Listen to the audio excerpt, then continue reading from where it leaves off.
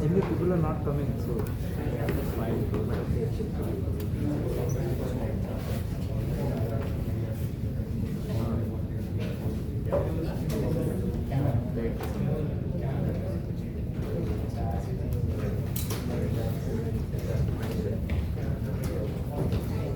why Z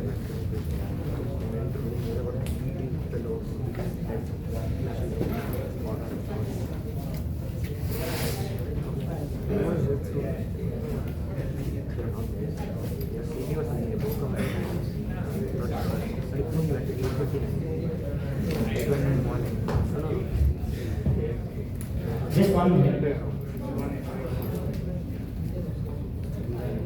try to be a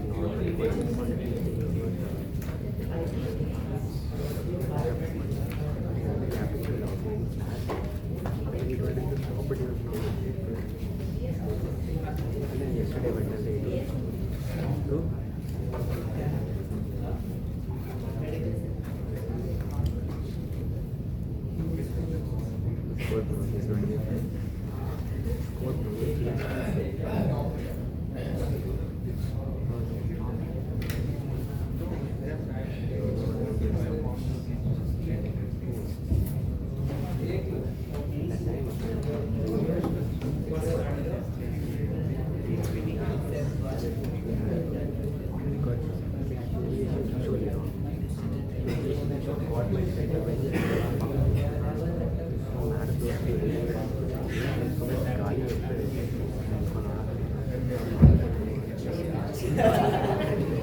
Hi guys, so welcome to day 2 of Epoch 2, how machines learn to see better.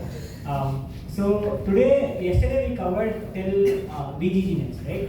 So we started from what a convolution was, and we went on to tell you about the different terms in convolutions, and then how a CNN looks, how you can train it using backpropagation, and then we went to ResNet and ViTs, which are basically stacked versions of convolutional layers or blocks, right? Today we'll be talking about. First of all, do you have any doubts from yesterday? Anything that you would like to ask? Fine, I'll assume that's a no. Today we'll be talking about ResNets, which basically feature.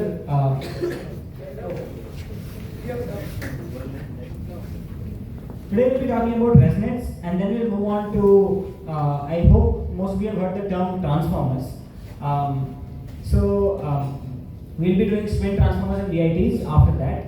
And tomorrow we have some more stuff in visualizations and con next lined up. So I think we can get started.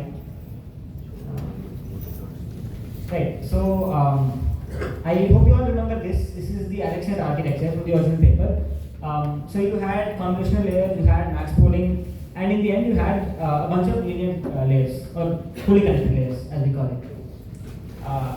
So modify this, and the next iteration is a VGG net, visual geometry group, which basically, as you progressively go on, the depth increases and the size of your map keeps decreasing.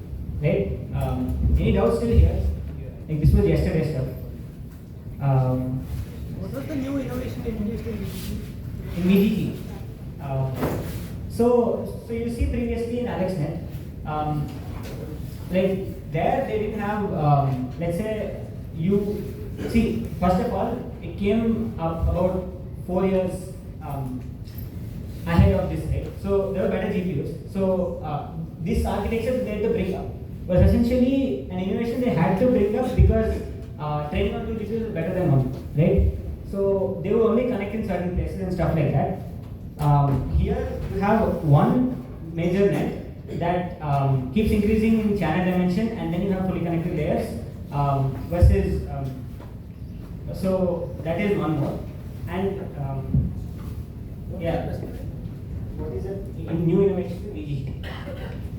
This was covered yesterday, so does anyone have another answer? What is the big idea of VGG? And why is that useful? Why is stacking layers of convolution useful? Output it can, the other mixed convolution can be more better, because if you do pooling some data, It changes the Yeah, receptive fields. You're able to see larger receptive fields with the nonlinearity in between while saving a number of parameters. Right? That's the big idea. Yeah. So, okay, let's go back to a normal neural network, right? So, let's say you had a bunch of layers. Each layer is now being trained to perform a particular operation. Like it's being trained to map a function. So you have, let's say you started from layer 1. Layer 1 does some f1 of x. Layer 2 further maps that to do an f2 on the f1 of x, and you keep going like this. Let's say you had only 3 layers.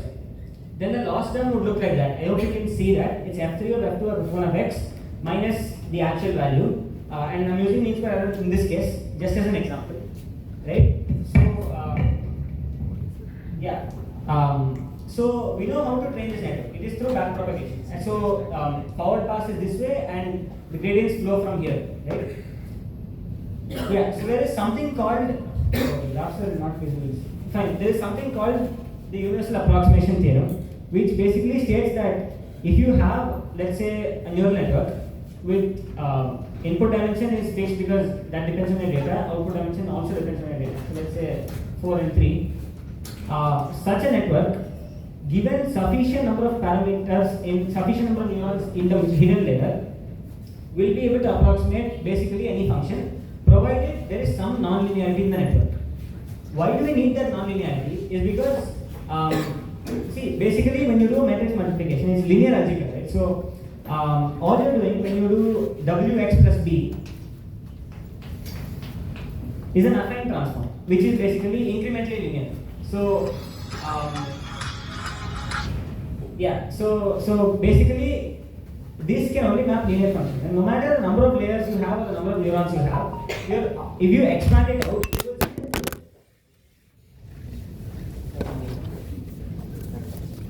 you will see that the outputs are a linear function of the inputs, no matter the number of layers you have, right? And so, so you need to introduce some nonlinearity if this should be able to map any function that you want. How do we introduce that nonlinearity? Is through activation functions. So, not very visible, I guess, but this is ReLU, tanh, and sigmoid, 3 common activation functions. Right? ReLU is still linear, by the way. It looks like a bunch of straight lines, but it's still linear. Non-linear, sorry. Right. So, can I just learn? So, I can't learn better mappings just by increasing number of layers without an activation function, which is non-linear. Now, the question then becomes: is learning better mappings as easy as stacking layers with non-linearities? Why can I not just do that? And this applies again to convolutional layers as well, right? Right, so let's take a simple example. Let's say each of those contain a bunch of neurons, right? So this is how each of those rectangles looks. So you have the last 2 layers, right? Think about one thing.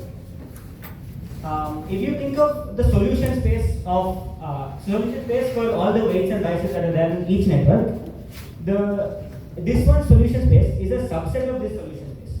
Why? Because this can do every mapping that this can do, and a little bit more because you have 2 extra layers. If these 2 layers are mapping the identity function, then these 2 would be the same. But this could be mapping anything, and hence this solution space is a subset of this solution space. So now, okay. So if you take those last 2 layers, and if you first of all, we all agree that we can perform an identity mapping using 2 layers, right?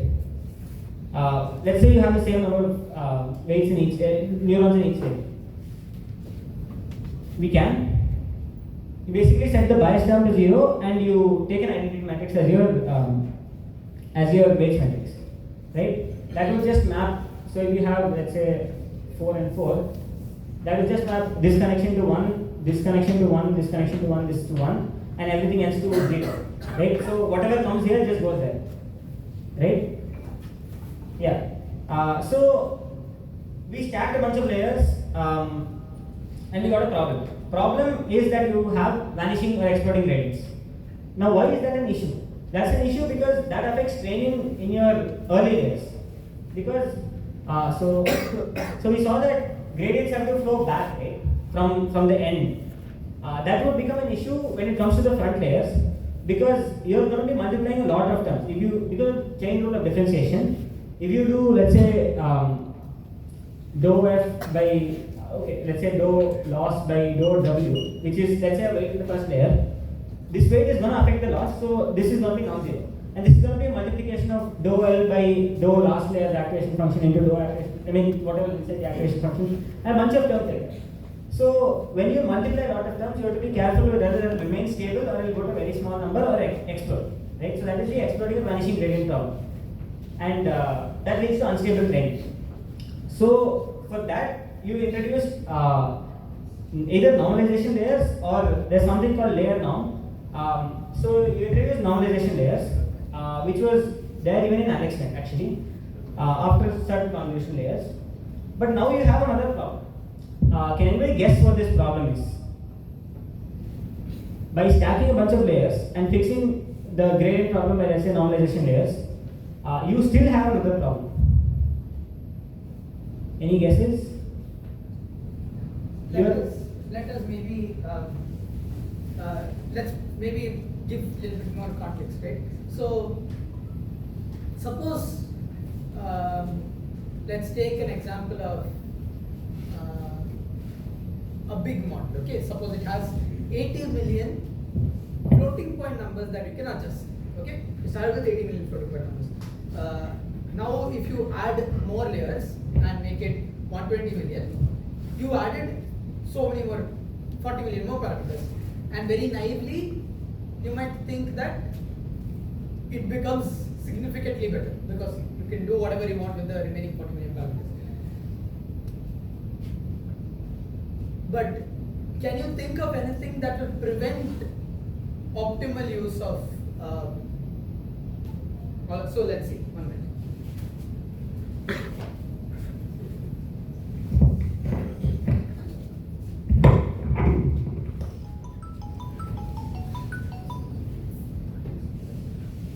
So yeah, let's start from one step before. We looked at the first layer, right? And first layer we saw that it was a bunch of filters and all of it.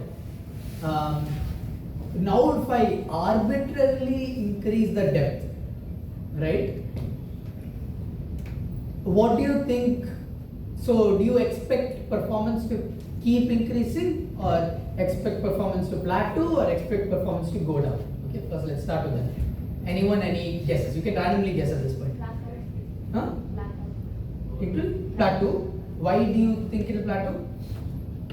Because of your dimension data should generate. Okay, fine. But can you give a motivation, like based on something which you learned from yesterday? Is it because of vanishing and exploding gradients? Okay, other than that, that is a reasonable answer. Overfitting, yeah, but overfitting probably will cause your accuracy to go down. That is also there. It increase to a point and after that It will start going down. So for overfitting meaning, suppose your data set has a certain pattern. Like your data set, for example, has only pictures of orange cats. Okay, so the model learns to classify cats by seeing that they are orange. So if it sees a black cat, it cannot classify that as a cat.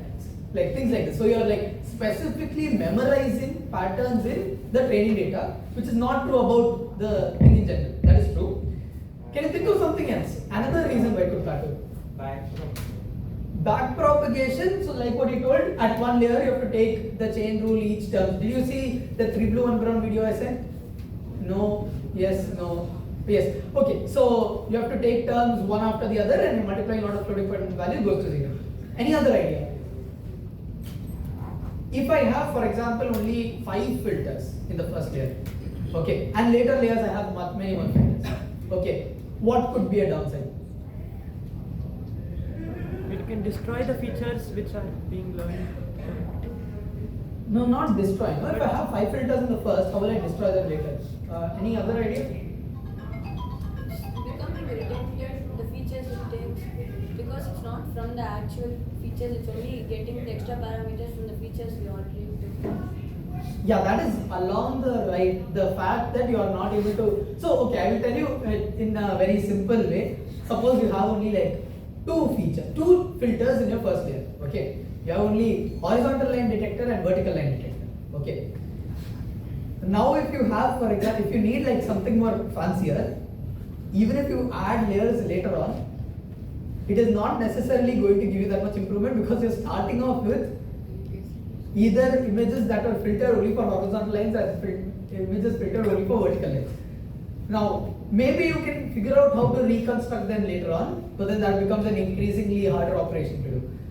So for reasons like that, arbitrarily stacking layers and making the model deeper might not work. Okay.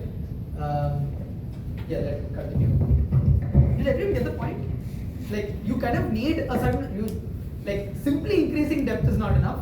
Sometimes increasing the number of filters also is important, and you need to figure out some trade-offs between these.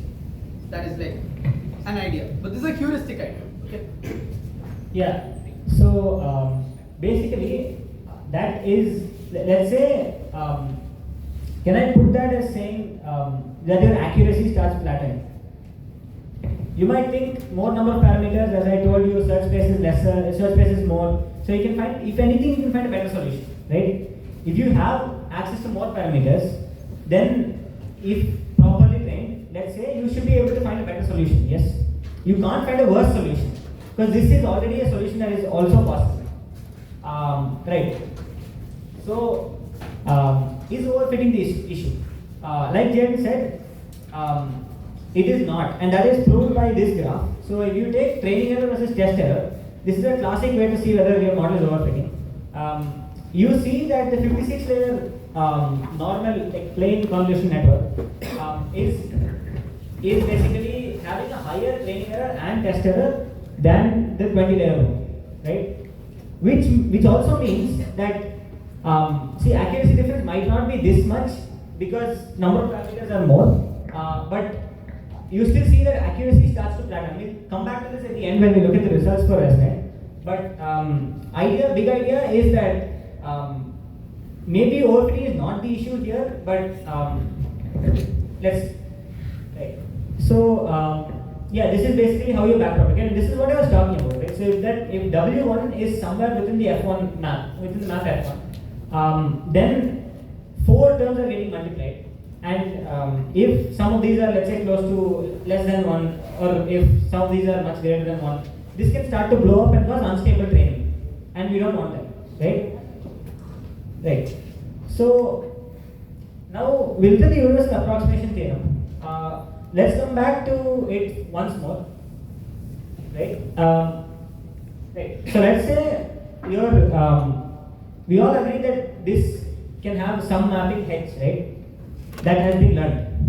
And as long as there is some nonlinearity, by the way, the activation function I'm assuming is in the F and in the F's, right? So like your F1 maybe is ReLU of something, fine? So don't think there is no nonlinearity, it is there within the F. Right, anyways. So let's say this X was the input to layer 1, and you pass through layer 1, you pass through layer 2, and this has learned to approximate H of X, some function that some mapping that you wanted. Universal approximation theorem says anything that H of X is, we can do it given sufficient number of neurons and nonlinearity. Now, think about something. If this is the same thing from last time. If this can approximate H of X, can it also not approximate H of X minus X? Can it? Like it should be able to, right? Because that is another function that again by universal approximation theorem you should be able to do it. So by let's say adding X back here, I am not losing anything. Like I will still be able to approximate F of X. Where can someone tell me what F of X is now? If the entire thing has to again approximate H of X, and I'm adding X at the end, then F of X is supposed to be H minus X. So now let's say if I were to, we'll come to Y later. If I were to add that X back after let's say a number of layers, let's say 2 layers, let's say 1 layer, any number of layers, right? Then we discuss further.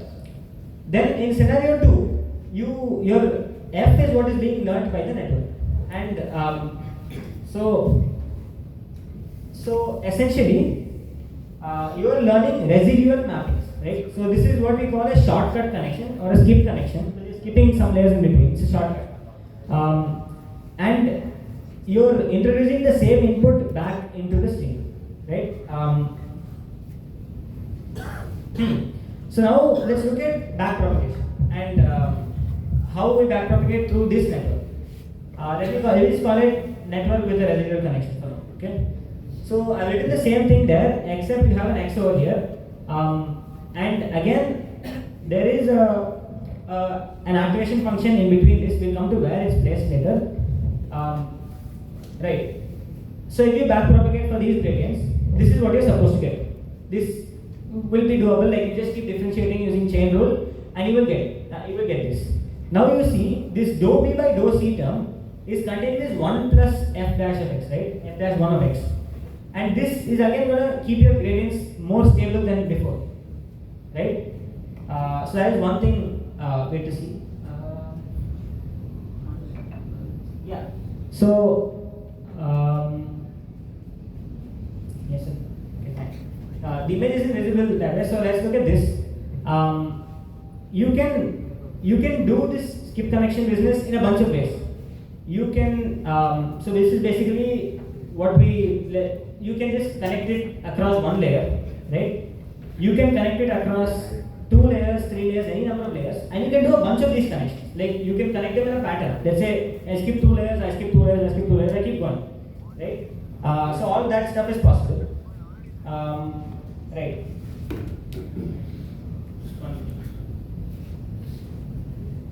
Yeah. So that brings us to the actual architecture of this ResNet. ResNet, because residual connections were introduced.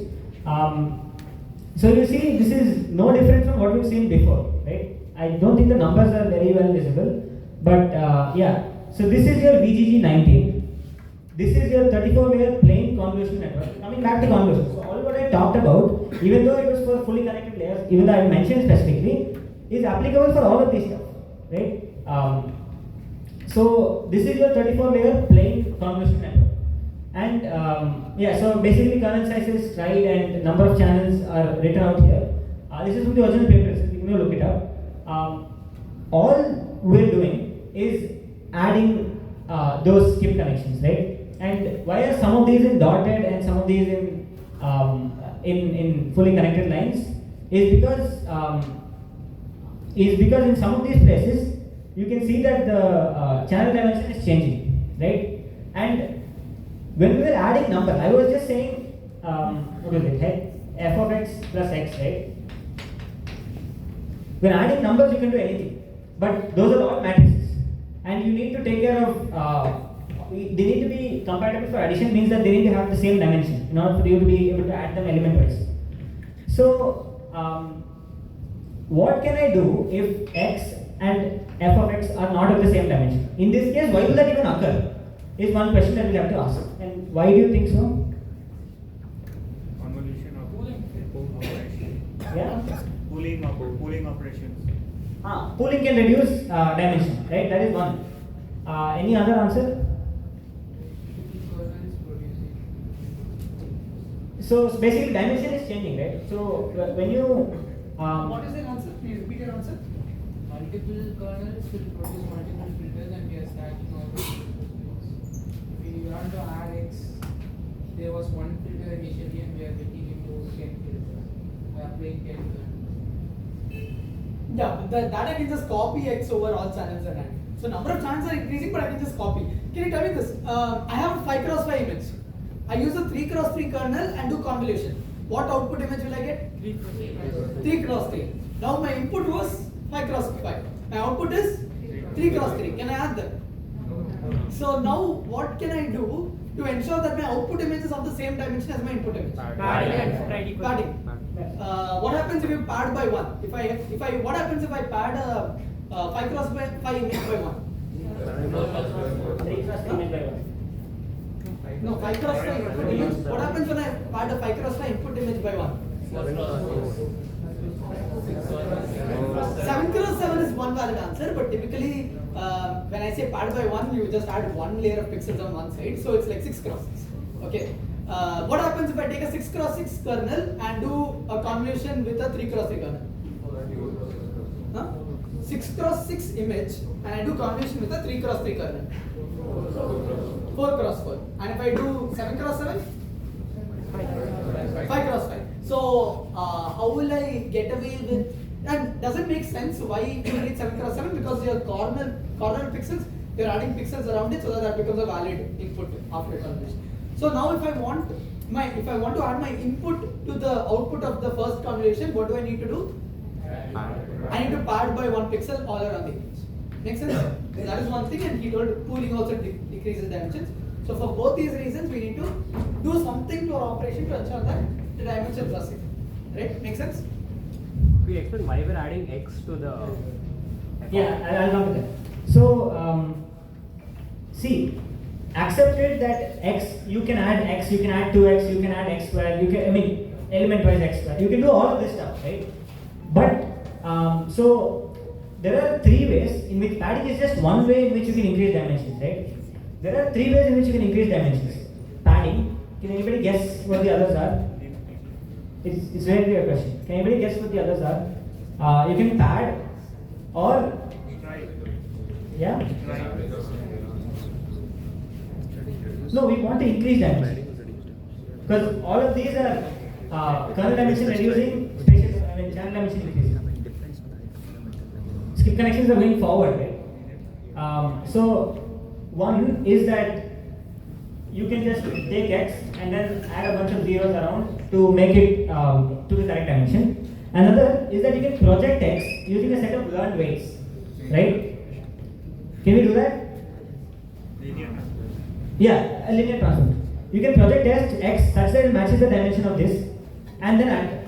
That is also accepted. And you can, so let's think about something, okay? If I add x, I am essentially doing this transformation with an identity matrix, correct? So instead, if I make this matrix learned, even when the dimensions are matching, would you say that's a fair experiment to check whether identity is enough or whether identity is lacking something? You get what I mean? Like, see, you're asking me, why are you adding 1 times identity times x? Why not add something else times x? Why do we even add it? It's the f of x, right? Yeah, see, if it is f of x, if I think we'll say, hold on to your question. As in, let him cover this architecture, and I think as you go on, you will make the answers will keep making sense. Yeah. Just one thing to answer that question, is that okay, you have a number of layers, and learning representations with like arbitrarily, like through one algorithm that sets all your weights, keeps changing all your weights, is a little chaotic. Would you say yes or no? Agree? So in this case, when I'm adding x, forget all this. In this case, when I'm adding x, I am giving the network something to build with. There is something, at least in this case, that is not all the time being modified by backpropagation. Right? So you have a stream through which information can always flow, irrespective of the weights. Correct? Right. So this is essentially why. This is essentially why residual nets are, as we look at, they are getting a better accuracy, and with increasing layer depth, they are still being able to perform well. Like that, we'll see one more issue, that is high training errors, right? And this kind of solves that problem because you have something to build on in some sense. Yeah, why just x? So would you agree that even if these two dimensions are matching, if I add some weights matrix and I learn weights matrix and I project it, would you agree, and that doesn't get a better accuracy by much than this, would you agree that x is sufficient? That is an experiment that they've done. So we'll come to that when we come to the results. Right. So I hope you understand that now this is the residual mapping, because this is what is remaining to be learned after you've given x through a number of layers. Right. Right. So as you asked, you can project using learned weights.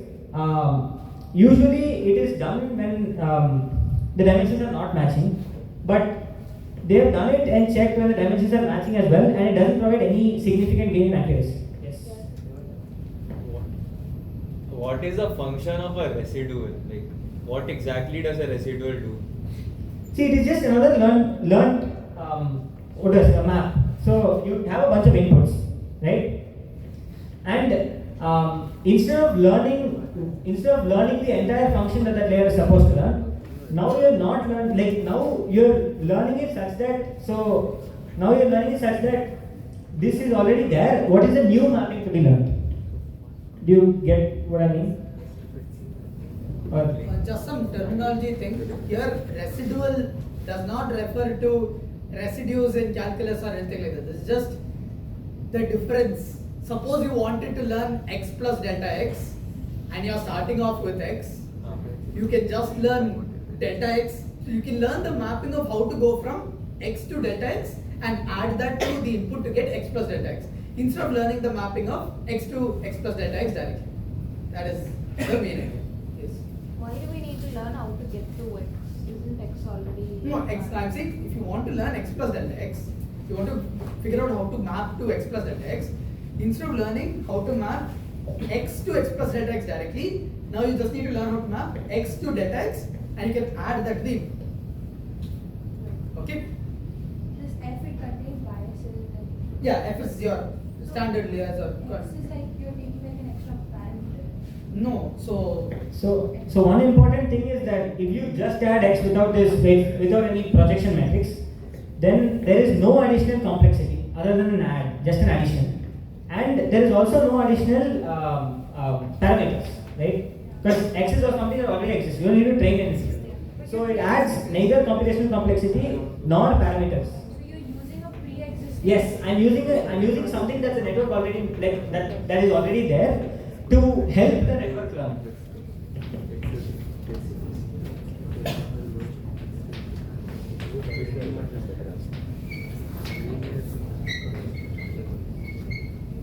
Yeah, so this is all that's happening. You're just adding.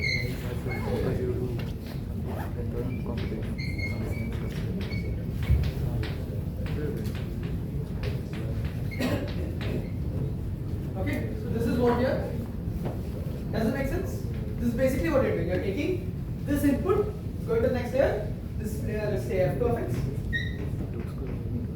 and f2 of f1 of x. Sorry, f2 of f1 of x plus x. So this is plus f2 of x.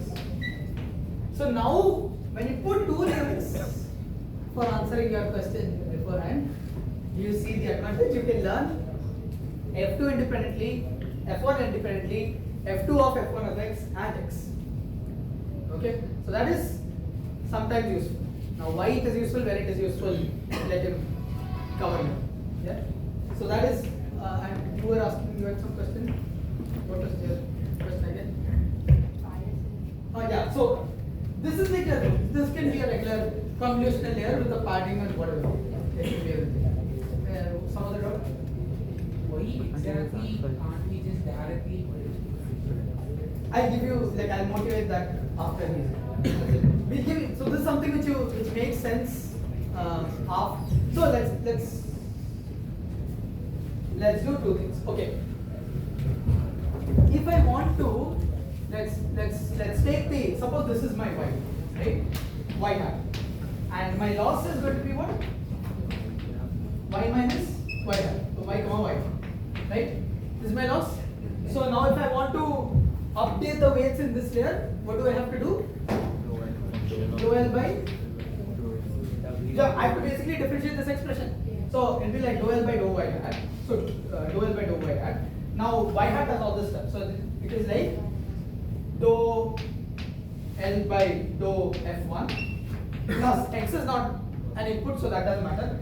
This term has an input, right? So we'll have dou L by dou f1 times f2 term times dou f2 or whatever output of f2. So I'll put f2 prime. It's like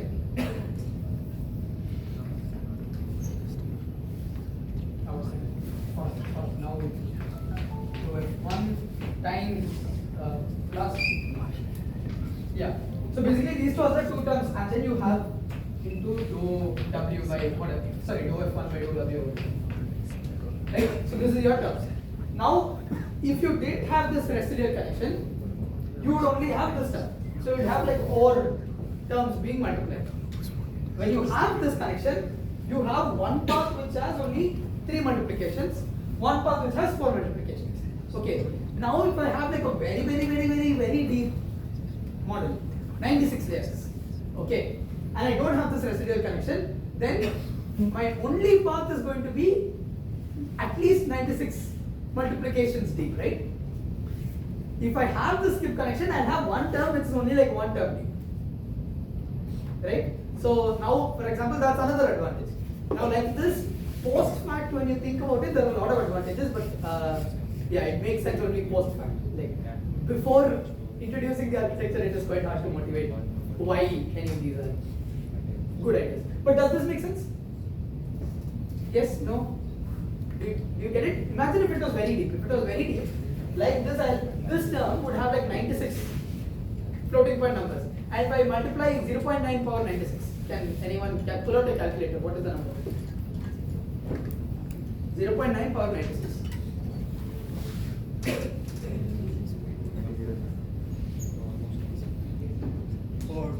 Four into 10 to the power minus 5.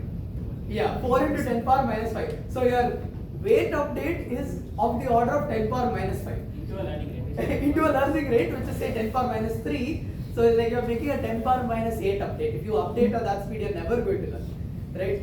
So but if you have only like 3 terms, then you're like it's going to be like a much bigger gradient update. So like you're going to converge faster.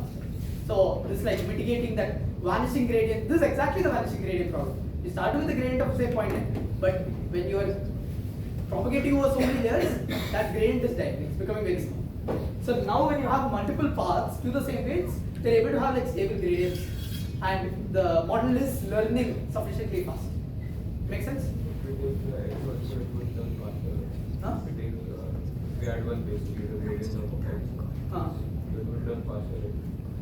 Oh, why will so if you add one that you are doing dou x by dou w is 0. Now x is independent of, so you are trying to update the weights, not the inputs, right?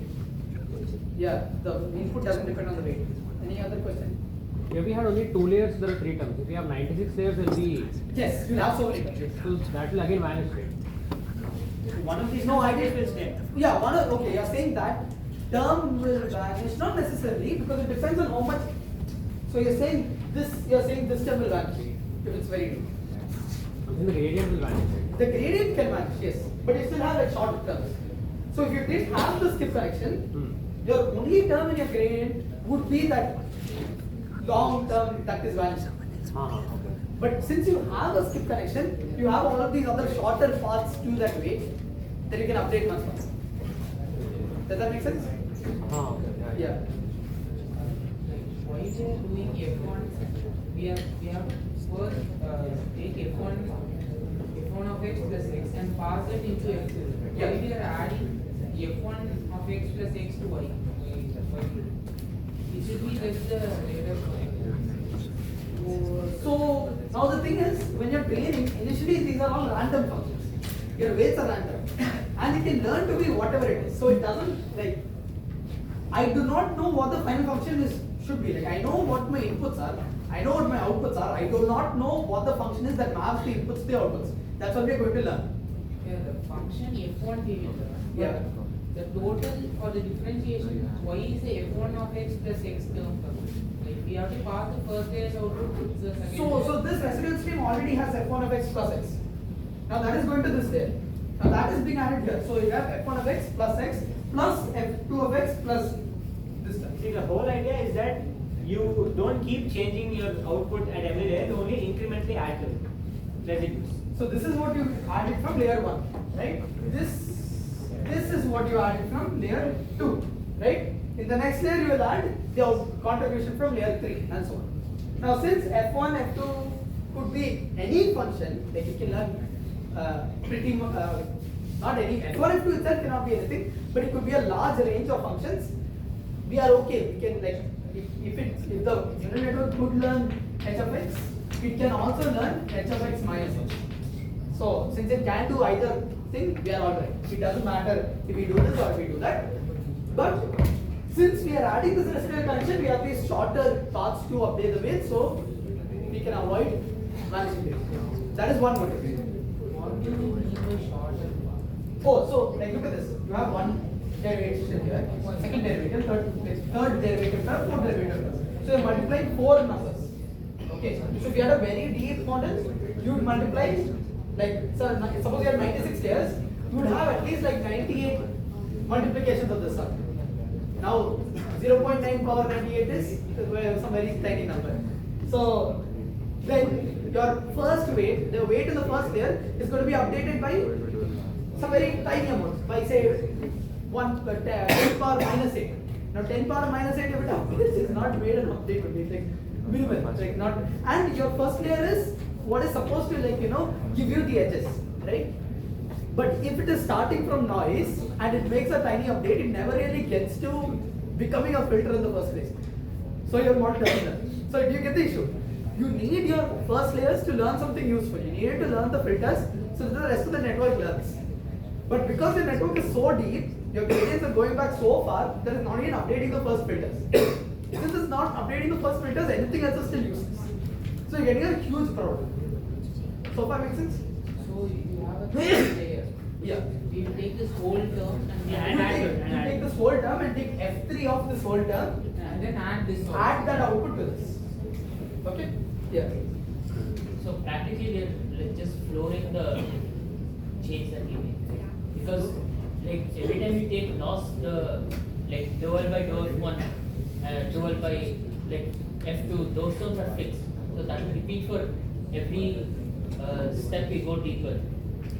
So if every successive term becomes smaller, practically we're just putting a limit on like how small a value can reach. Because here anyways, you always have like a larger value that you can take. Okay, yeah, that way I should Like, we want to like make incremental improvements, right? So and then because of this gradient vanishing, why don't we just like say back propagate every 10 layers? So how will you do that? You need your loss function, Yeah, right? but keep a loss function for every 10 layers. So you don't have the output that is required after 10 layers. You only know start to finish what you require. You don't know what you require for a part of the network. Yeah, let's think of how you want to solve that, right? You're saying suppose I have 30 layers. At layer 10 I have a loss function, at layer 20 I have a loss function, and layer 30 I have a loss function. In some scenarios you can do something like that. But in most scenarios, suppose I'm trying to classify a cat. 10 layers in, I still have feature maps. I don't have cat as a class here. My cat class is coming as a final, feed forward layer that is, bringing it into a cat table. So it's not necessarily feasible to have a loss function at every layer because you do not know what that layer should ideally learn. If you use the final label right at layer 10, then you're saying your network needs to be only 10 layers deep. So you might need some other label, but a priori you do not know what is the optimal intermediate result your model should create, right? Okay, any other terms? So you're saying like when you don't have the plus x term, you may have like 96 terms, and you may have to calculate all the 96 terms and multiply together to optimize the error. But when you add the plus x term, that number of multiplication can get reduced. At least in some terms. Yes. But then let's take this example. So it's not the argument is not in terms of time complexity. Yeah. Okay, the argument is in terms of the values themselves. The time complexity, it doesn't matter because when you define your model and it does the forward pass, your model will compute what the contributions are for each term and create a tree, and then you go back that. Okay. Okay, so let's take that example right there. Okay. No, the one above. And let's multiply all the terms. And the first term will have 3 terms, and the second term will have 4 terms. Yeah. So instead of playing with the 4 terms, you are playing with the 3 terms to lower the cost, right? Yeah. Yeah. So the first term doesn't have F2 involved. So how will you optimize the F2? How will you change the? So now this has F2, right? Yeah, but you are not playing with that, right? No. So we are taking gradient of the whole thing. We are taking gradient of the whole thing. I am saying for a very deep network, if I take layer 1, I'll have one with 3 terms, one with 4 terms, one with 5 terms, up to one with 96 terms. Okay. In that, the 3 terms deep thing, like 0.9 power 3 is not very big, right? It's all right. So that is going to have a bigger contribution to the gradient. Yeah. Now this 96 term also will have some contribution. We are calculating it. It's just we are not using it. Okay. Now we are not using, meaning that is not making a big change to the value of the gradient. Like as in 0.6 plus 10 power minus 8 is effectively 0.6. Now for updating F2, if I have a very deep model, I have one term which has 4 terms, one term which has 5 terms, up to one term which has 95 terms something. Right? Yeah. Still that 4 terms deep thing will cause a if I take F2, I still have a direct contribution from F2 as well. What? If I take if I want to find the weights, update the weights for layer 2, I have to take the derivative of this, right? Yeah. If I take the derivative of this term doesn't contribute, this term does not contribute, this is dou L by dou F, right? And the input before that does not matter. And this is dou L by dou F into like whatever weights. So you have 2 terms that are of depth 3. So you can update F2. Okay. Does that make sense? I mean, even then, these terms could still be larger numbers. Yeah. So the thing is, we are not neglecting anything. It's just that when you write it out, the gradient updates are much bigger for the shallower updates than the deeper. So you're saying like you are neglecting some functions. No, we are not neglecting. So this is, see, what I wrote is dou F by dou F, right? Now if I do dou L by dou F W2, suppose for some weight in layer 2, I get dou I by dou I cap times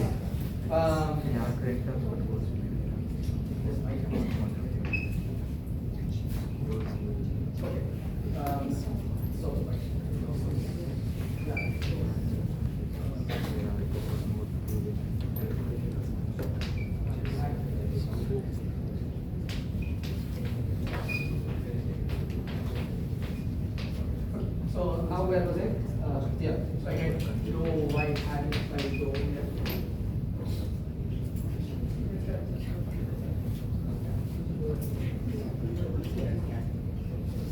Yeah.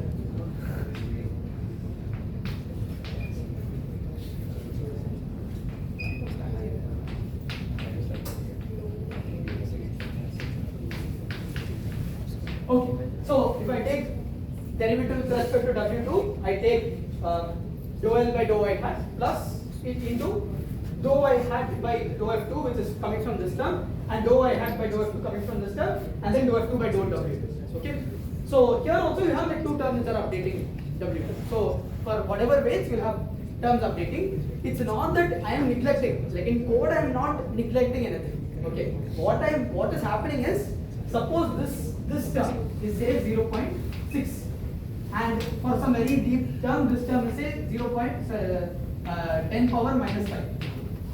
0.6 plus 10 power minus 5 is 0.6 only. So I'm saying the gradient is still updating with this. But if you did have this, then you would have only like this term, which is like 2 times. Yeah. Make sense? Yeah. Okay. Any other? How did F2 of F1 of x plus x become F2 of F1 of x plus F2 of x? How did? Where did this come? Yeah. Because this takes whatever input is there, right? This input still passes in, and you have an x, and you have x as whatever the input is. How do we know x? How do we get that equal? So this is here, and that is. Oh. Okay, you're saying I cannot split term like this. You are right. You are right. You are absolutely right. I cannot split term like this. I can split it only if the function is negative. Sorry, my bad. Very bad. So this term is not. Good catch. Sorry. Did everyone catch the term? Because F2 is non-linear. Yeah, my bad. Any other questions? I'm not able to understand. We are getting the learn from first grade. Yeah. But for updating the weights in the first year, we need the information to go back. Yeah. Like, where this derivative is going to be. But where is last year derivative going to be there? Yeah. I'm not getting like how the first layer is getting updated, like by getting this forward. No, you're just taking derivative of this, no? So you're getting one term from here. And you're getting one term from The here. difference is only even thought last year. Huh? But these will be the derivatives of last year itself. Like they won't be updating the stuff. No, they're updating. So you pass through the entire model, you get some output, then you take derivative for all the weights in the entire model. For all, suppose you have 10 weights in your model, you take dou L by dou W1, dou L by dou W2, dou L by dou W3, dou L by dou W4, and you update each of those weights appropriately. Yes, no, I don't think you are. I don't think I answered your question. Like you don't seem very satisfied. What did we do? Huh? You did No, I made a mistake. You can't write. You can't split this as f of f2 of f1 of x plus f2 of x. You can do that only with linear, right? So I made a mistake by splitting. That is wrong. Like because it's a non-linear function, you can do it only. Any other questions? So, if you the major updates for layers weights are through the short path. We can hypothesize that maybe true. Yeah.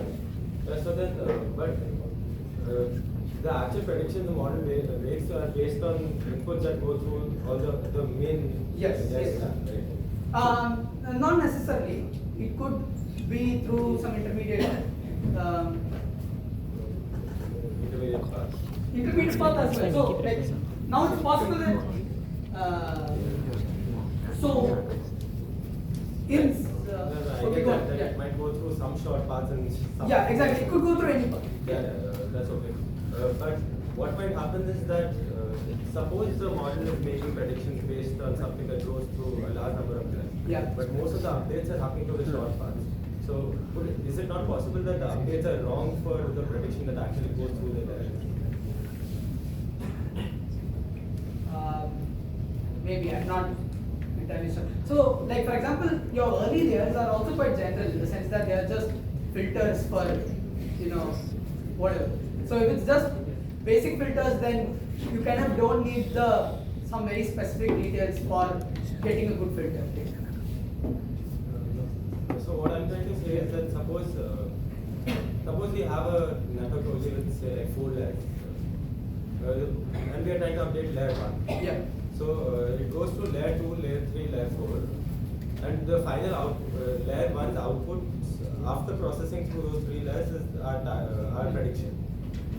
So maybe for that prediction to get better, we want layer 1's weight to change by some positive amount.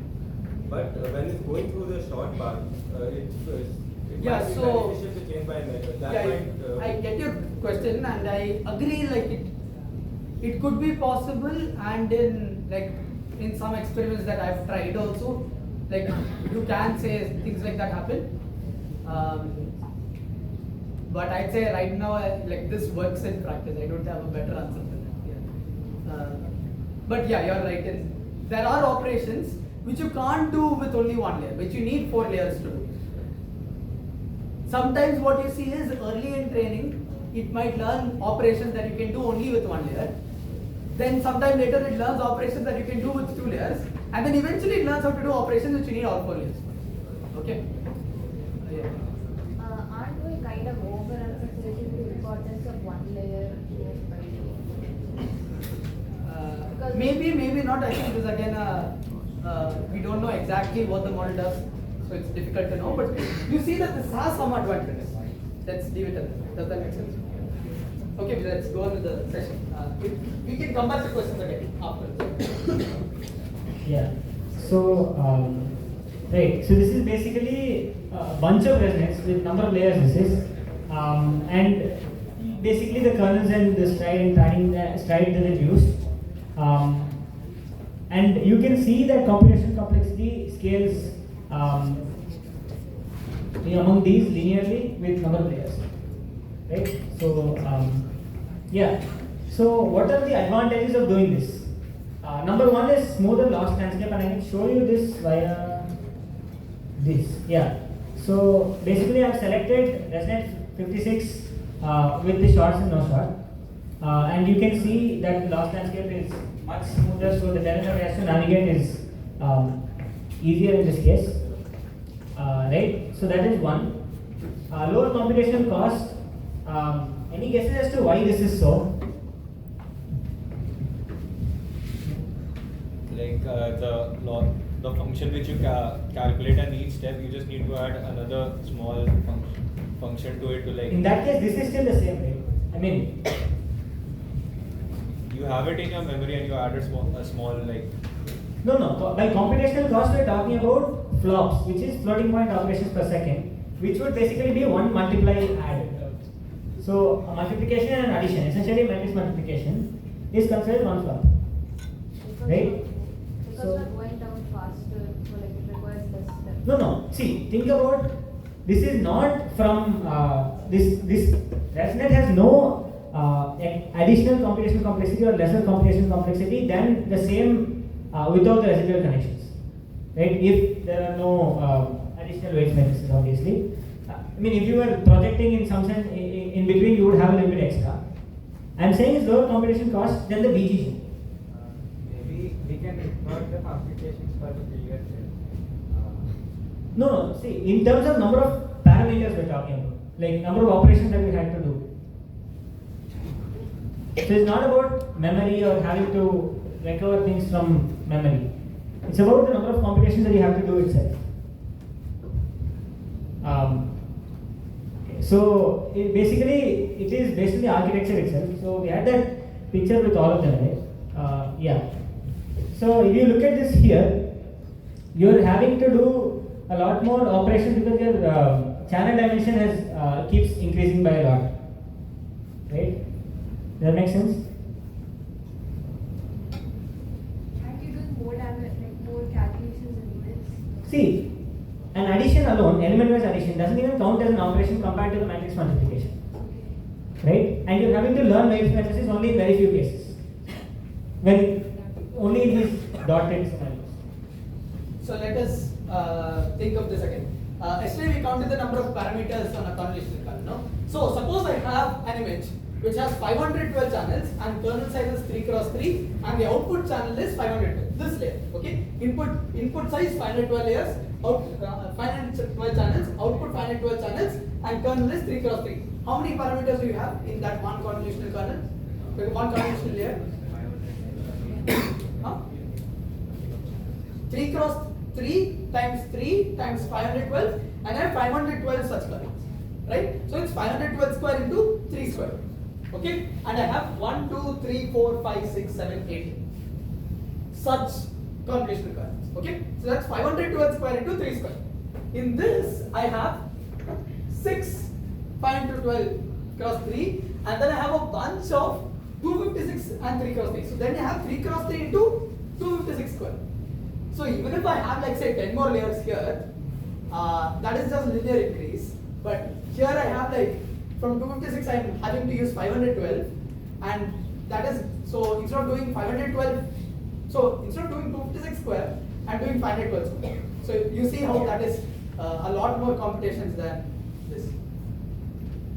Maybe are we using 256 in the output case and 512 in the middle? Why we are having to use it is a good question. I think so. Here people just tried out and found.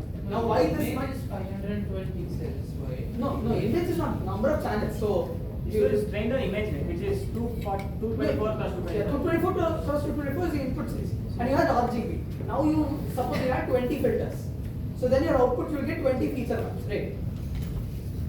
So if the number of layers in the input is not dependent on the model, like if both in ResNet and VTG both should get the same input, so the number of layers should be the same. Yeah, so I'm talking about the channel dimension. Yeah, the How many channel. filters you have? See, you have channel dimension as 3. So you start with 224 plus 224 cross 3, which is for RGB. Now you can have any number of, usually one thing is that the initial convolution, the first convolution that you do, heavily shrinks the difference, right? So you have a very big kernel, 11 cross 7, 7 cross 7, these are all things you will see, and that depends on your image size also. So now you can have any number of such kernels that make up a filter. In this case you have 64, in this case you have 64, but then it keeps increasing, right? In this case also you have 64, but then the increase is more gradual, so you only reach 512 by the time you reach 34. Okay, so now the thing is, the actual question which should be there is, what you needed 512 channels to do, now you are able to do with 256 channels for some reason. Now why is that reason? I don't know. I have like some hypotheses. Maybe tomorrow we can show you some reasons for, like we can visualize these things and show you why maybe we are able to pack more information into fewer channels. So with 256 kernels, it's producing the same update, similar. Better. Much better accuracy. So why can't we just put 512 for that so that it will be? So then it's possible that the model might like start by hearting stuff or something. That you have to you know. See, a part of this is so like in this you have like two parts. You have motivation, which is all these shorter paths to update and all. So that's the motivation for you want to try this idea. Second part is actually getting it to work, where you'll have to figure out how many layers and like why 34 layers, why not 36 layers or 38 layers. Now that is something people just try out and figure out what works. Okay, that's a hyperparameter you have to figure out. You have to See, like train and even then, why add connections only every 2 layers? You can do every 3, every 4. That's also there, right? And in the action paper also, when they make a 50-layer ResNet, they basically add 1 layer in between. So the slip correction is now every 3 layers, right? So yeah, so all of those particular details are more Manually experiment and determine which is the best.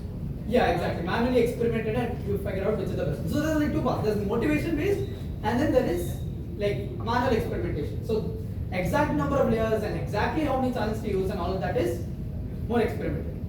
Okay.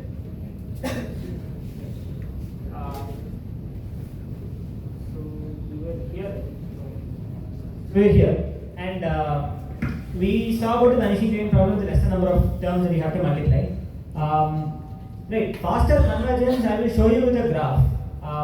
Right, and I think the last point is self-explanatory because the higher training error we looked at in the beginning, right? And we thought maybe it was overfitting and all of that stuff. So it is not, and you will see that as the ResNet keeps going deeper and deeper, like if you train a deeper and deeper ResNet, the amount the training error increases by at the starting itself. Like if you when we initially looked at a plain convolution network with like I think it was 16 layers and 30 layers, or 18 layers and 30 layers or something like that. You saw that the 30 layer network started with a higher error, right? I mean it's kind of intuitive, but here you will see that increase is not as much, right? So we look at a graph. Yeah. So this is your plain 18 and 34 layer networks. Same number of parameters almost, except for one projection matrix, a bunch of them. This is your ResNet with 18 layers and 34 layers, right? And you see that the blue one, which is the larger one, is actually starting off with a higher error, right? The training error is the faint line that you see, and the tester is the one you see in bold. And you see that it's starting off with a higher error. And it's able to make up for that gap, but not by much. I mean, the error is still higher in that case. So accuracy starts to plateau. Now can you see that? Now why we went there first? Like your errors have almost reached the same value, but can you guess which of these is better?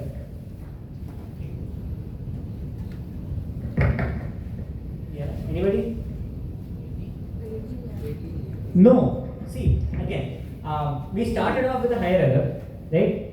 Gap kept reducing. Okay. In a sense, your 34 layer network has learned more patterns. No, your 18 is only better.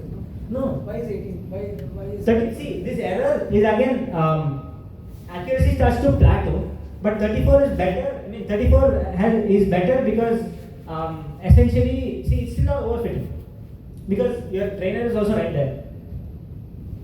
Like, can we see the tomorrow we'll include sure. accuracy graphs also. Yeah, and then we'll see. Yeah. And in the ResNet case, if you see though, ResNet 34 has quickly dropped in error below your ResNet 18, right? Which is something you don't see here. Because and it's also evidently better. I mean, accuracy you'll see, but yeah. So what you see here is ResNet A, B, C is essentially what we talked about before about padding with zeros versus multiplying by weights matrix only when you want to increase the dimension versus always using a weights matrix. That was his question. So you see that all of them are almost the same accuracy. Again, whatever metrics we looked at yesterday, top 1 error rate and top 5 error rate, right? So this is I think this is padding with zeros. This is multiplying by weights matrix only when required. That is only when dimensions change.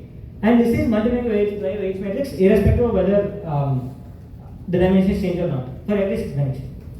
And this is only marginally better than using an identity matrix when you can, right? I think with that we'll move on to attention mechanisms. Okay. So till now we've seen whatever we saw yesterday, whatever we saw today, it's all convolutions. But now we're going to see a new kind of architecture, a new kind of mathematical function, which is used in modern models. So CNNs are not used anymore. This is what we used, and it's called self-attention. Now, self-attention was first introduced in the domain of natural language processing, not in the domain of computer vision. So we're going to be learning it through natural language processing, and we're going to be seeing how this NLP idea was applied to Siri. So consider the sentence: the animal did not cross the road because it was tired. So it is the preposition here. I think that's what it's called. So what do you think it is referring to? It is referring to the animal. But it could very well refer to the road. I mean, how would a model know, how would a computer know what it's referring to, right? So the meaning of this depends on the context. Because you have this animal, road, everything, you have the context, you know that it refers to the animal. But it was something like the road is wet, it would refer to the road. So you need context to figure out what it refers to, right? So meaning depends on context. Now attention is something which implies weighted focus. So you want each word to basically figure out how much attention one word pays to another word. So not all the words have the same importance. Suppose in this sentence maybe did not, the was, tired are not very important. So you have to figure out which words in the sentence are important and how do you model that mathematically. So self-attention mechanism looks at all other words and assigns importance to this. Now we're going to see how this is done mathematically. So we need some kind of dependency modeling. So this is suppose you ask a query that how much attention does animal, how much attention does it pay to each of the words here, and the darkness of the blue basically tells you how much attention it is. So you need to do some kind of modeling which gives you this kind of result that it is paying the most attention to animal. Street is a little bit there, and all other things are basically white, so there's no attention given to this. So you need it to be mapped to animal with a very strong modeling. So that is what attention intuitively does. Now we're going to see how it does it mathematically. So we all learned about these weight matrices, right? So what attention mechanism does is it introduces 3 new weight matrices. These 3 weight matrices are called the query, keys, and value matrices. Yeah. How do you represent it? Oh, right. We'll figure that out first. So, how do you represent a word mathematically? Does anyone know? Does anyone have any idea? Any background in this? Vector embedding. Someone said vector embeddings. Yeah. How do you do it? Like we train a CBAO model or a. What is a CBAO model? I forgot everything. Okay, fine. I'll tell you. So. CBAO is basically called continuous bag of words. That is an old method, but the concept is pretty much the same. So suppose you have a vocabulary of say 1,000 words, right? So how do you get 1,000 words to have unique representations, right? So you need some kind of method in which similar words are together, words that are opposite are in opposite directions, and to do that, what you do is you basically introduce a vector space. So you choose a number of hidden dimensions, which you call, suppose D, and you introduce a d-dimensional vector space. So in our case, we can only draw 3. So let's draw a 3-dimensional vector space. And every word is given a vector in this vector space. So suppose here, each word is represented like this. And this vector space is like these vectors are trained. So you have to train this vocabulary. So these vectors are trained such that similar words are grouped together similarly. Now similarity, I'll come to that in 1 minute, but suppose this main word was suppose Russia. So the words around here would be suppose Moscow, St. Petersburg, Stalin, Lenin, whatever. Words related to Russia will be clustered around the word Russia. So that is how you represent words in a vector space. Now, how do you know if two words are similar? There? K nearest neighbors. Yeah, but to do K nearest neighbors, you need to find what are the nearest neighbors. So the question is, how do you determine nearness? Okay, how do you,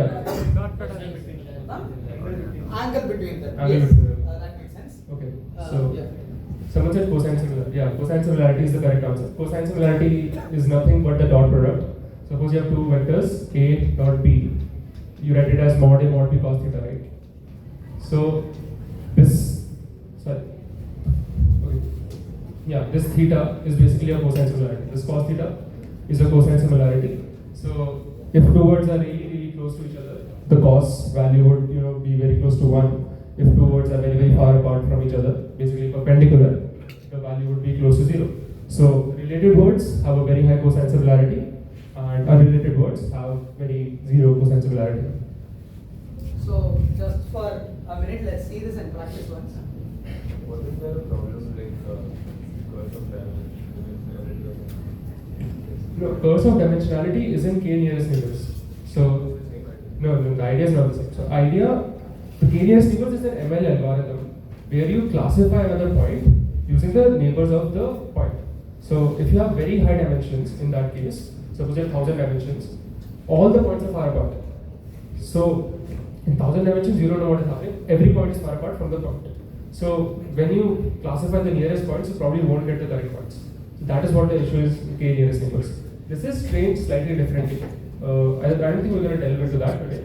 But it is trained such that close words, the representation of close words are together, and separate words are together. And this is an internet website that basically shows. So if you zoom into any kind of word, suppose marks.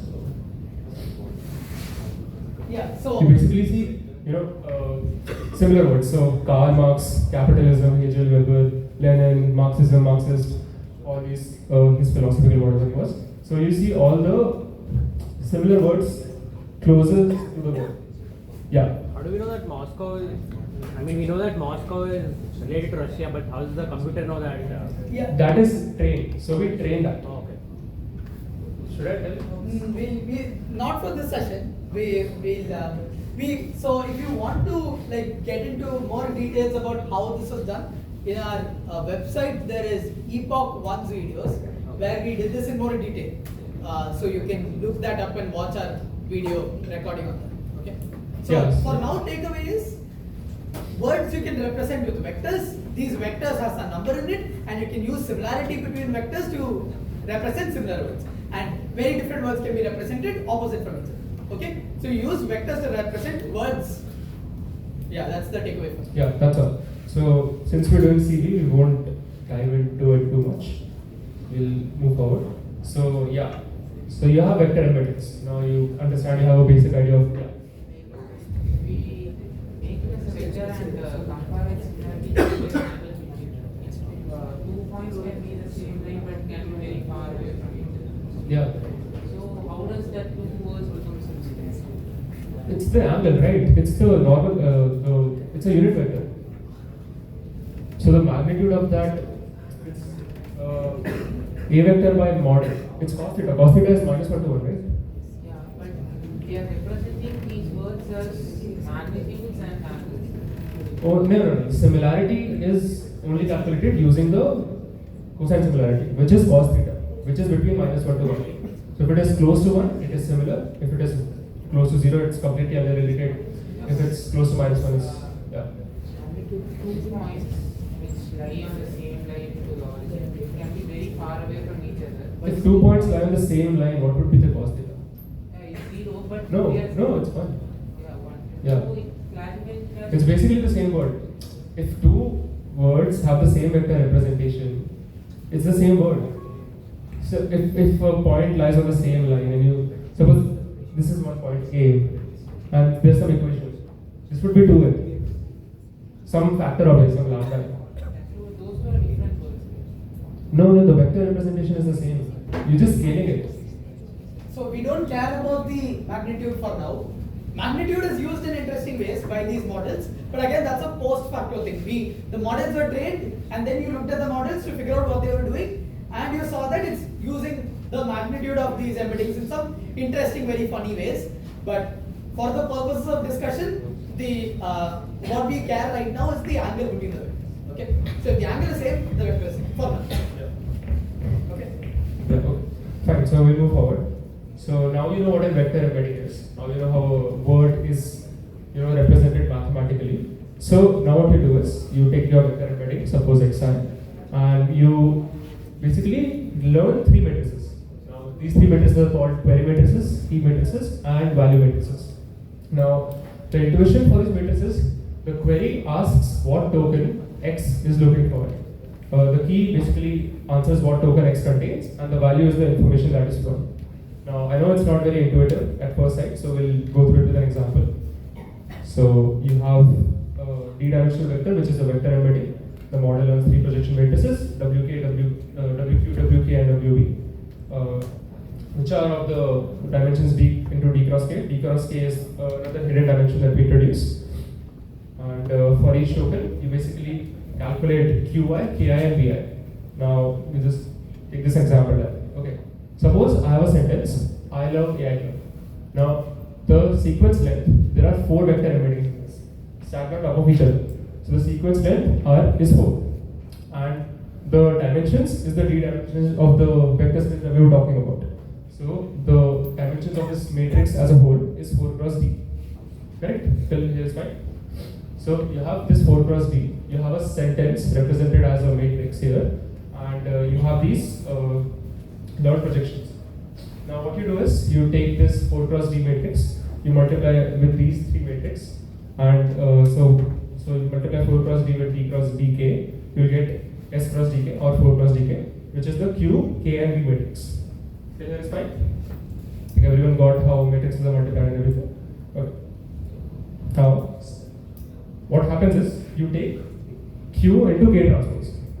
Q is the query, what you are asking, and k is the key, like what it has, how much importance it has to give. So you take q into k transpose. So your dimensions were s into dk, right? And k transpose would make it dk into s. Now what you get is s into s, a square matrix of sequence length versus sequence length. Now what this represents mathematically, like how you train these projections. When you ask when I ask how much importance, what words are more important to the query I? So the key will tell me, okay, love is maybe good, slightly important. These 2 are not very important. This color bar basically represents the magnitude value. So suppose for love, AI and club are important. Maybe for AI, I is not very important, and stuff like that. So this matrix basically tells you. So each query will ask each key how important every word is to that query. Got it? Any doubts still here? So question time. Suppose I have a vector and I'm multiplying with a matrix. What operations can the matrix do to that vector? Linear transformation. Rotation and scaling. So you can rotate and you can scale. Okay. So now dk is smaller than d. Okay. So in effect, what can I do? Can you think of it? So suppose you have a matrix that one dimension is say 16, other dimension is 64. Okay. Okay. So rows is 16 and columns are 64, and I'm multiplying 16 cross 64 matrix with a vector that is 64 cross 1. Okay. So what is it going to do? What is the output matrix that you're going to get? 16 cross 1. So in some sense, you're taking this huge vector, 64 dimensional vector, and projecting into a 16-dimensional subspace. Okay? Right.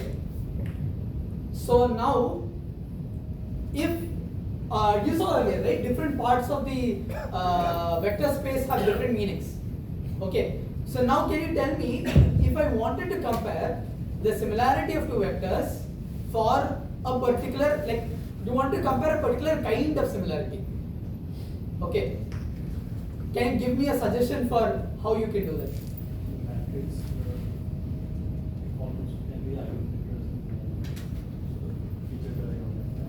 Columns can be eigenvectors of the features that you want to find. Yeah, so that is the correct answer. Basically, you're projecting down to a subspace that has the features of interest, and you're finding similarity in that subspace. Did everyone? What is similarity here exactly? Oh, so you check whether you want to explain? You can take similarity. Yeah. So similarity is basically the magnitude. So you take, so as you said, you project it down. So it is d. You project it to some d by h value, which is dk. Once you have representations in those in that subspace, so you have features of interest in that subspace. For that particular sentence, what you will do is you have the query. You basically take a dot with this. So we'll go back one second. Score ij is qi dot kj. So q dot k transpose.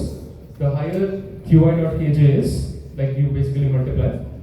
The higher qi dot kj is, the higher the score of that is, which I have represented here qualitatively as this basically query representation paying more importance to AI and club, and this paying less importance to AI.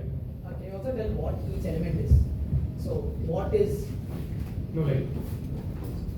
So what is this element, people? How much? How did you calculate that? So you're doing Q transpose K, right? So can you help me figure out? Key of I times query.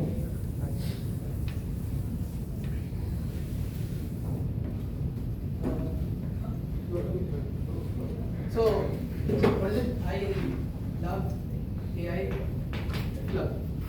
Okay.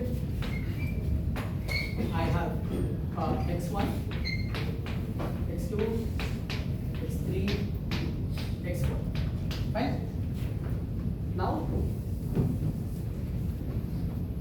Q is going to be x into W. So you're going to get something like Q1, Q2, Q3, Q4. Similarly for K. Now when you do Q transpose, QK transpose, what are you going to get? Q1, Q2, Q3, Q4,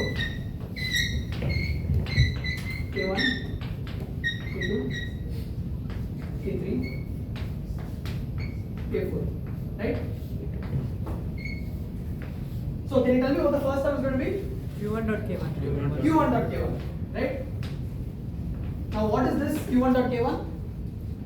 How much I attends to I? Yeah, it's a dot product, but except that you also have, it's a dot product, so you have the magnitude and the direction. So similarity wise, this is what it means to say how much I is similar to itself. But these are projected to different subspaces, so that is a nuance there. So if you didn't have the projections, what would the diagonal elements be? 1, because it's just xi dot xi, right? And not 1, magnitude square. Okay? But now you're projecting to different subspaces, so you're getting some other sense of similarity. Yeah, so. But this is where the similarity is. Yeah, W, Q, and WK are learned differently. And they're learned in such a way that you get these kind of similarity scores. They're not in the same subspace. Yeah. So once you have this, suppose you have this matrix. Now what you do is you scale it by root of dk. Why root of dk? Yeah. I have a question. Like dot products, since these are dot products, why are these matrices symmetric? Exactly. That is what I just mentioned. Because WQ and WK are not in the same vector subspace. See, these two matrices that you learned, WQ and WK, they do not map to the same subspace. Does it make sense? So, no, you have 64 dimensions. You take a linear transform to 16 dimensions. WQ is some matrix which has, as I said, some eigenvectors which are, like, do you know what eigenvectors are? Yeah, so the features of the 16 dimensional, like the axis of the 16 dimensional smaller subspaces, those eigenvectors. Those eigenvectors parameters are not the same as the key subspace. If this was same, what you're saying is completely correct, it would be symmetric. But the thing is, those two subspaces are not same. And that is where basically the magic happens here. That is why you learn two different kind of matrices and you take a multiplication of them to figure out how much the keys attend to the query. Did you get it? Okay, any other doubts on this? Fine. Yeah, so after this, what you do is you divide this by root of dk. Root of dk is for numerical stability because qi.kj, the dimensions of each is dk into dk, so it would be like a higher norm. So you divide it by root of dk for numerical stability, and then you take a softmax along the jth dimension. Can anyone tell me what a softmax is? Does anyone know what a softmax function is? E power x times summation of x. Yeah, right. So a softmax function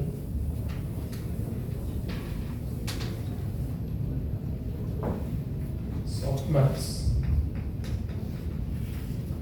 is basically exponential of xi over summation I equals 1 to n exponential of xi. Now, this is the softmax function. What is some interesting property that you can instantly notice? Sum is 1. So it is a probability in some sense. So it basically gives you the output probabilities. So softmax along the jth dimension. What does this mean? Which dimension along this would you softmax? So you have some 10, 20, 30, 40. You have to make it a probability. Which dimension? Along here or along there? Along columns. Correct. So you have all these values. You take a softmax, it becomes a probability. So the sum of all these columns individually, like all these elements individually, will sum out to be 1. So it becomes a probability like that. So you have this. You do qi.kj, basically qk transpose. Divide this by root dk. Take a softmax along the jth dimension, and that gives you alpha. And alpha is known as something called the attention scores. So once you perform all these operations, you get alpha, which is called the attention scores. After this, you had one more matrix, if you remember, which is called the value matrix. Now, value matrix basically learns the information that is being traveled in the model. So what you do is you multiply this alpha to the value matrix, and what happens is you have a probability distribution here. You have a value matrix of dimensions. You have a value matrix of dimensions s cross dk, right? So what happens when you multiply this probability, each probability of each query with the value matrix of s cross dk? Sorry, wait. So you have this word. You have and you have probability of suppose 0.1, 0.2, 0.3, and 0.4. Yeah. And now you have a value matrix which is essentially S cross D dimensions. So S cross D dimensions. Yeah. Now suppose I multiply these two. What happens? What will you get? Output. It's a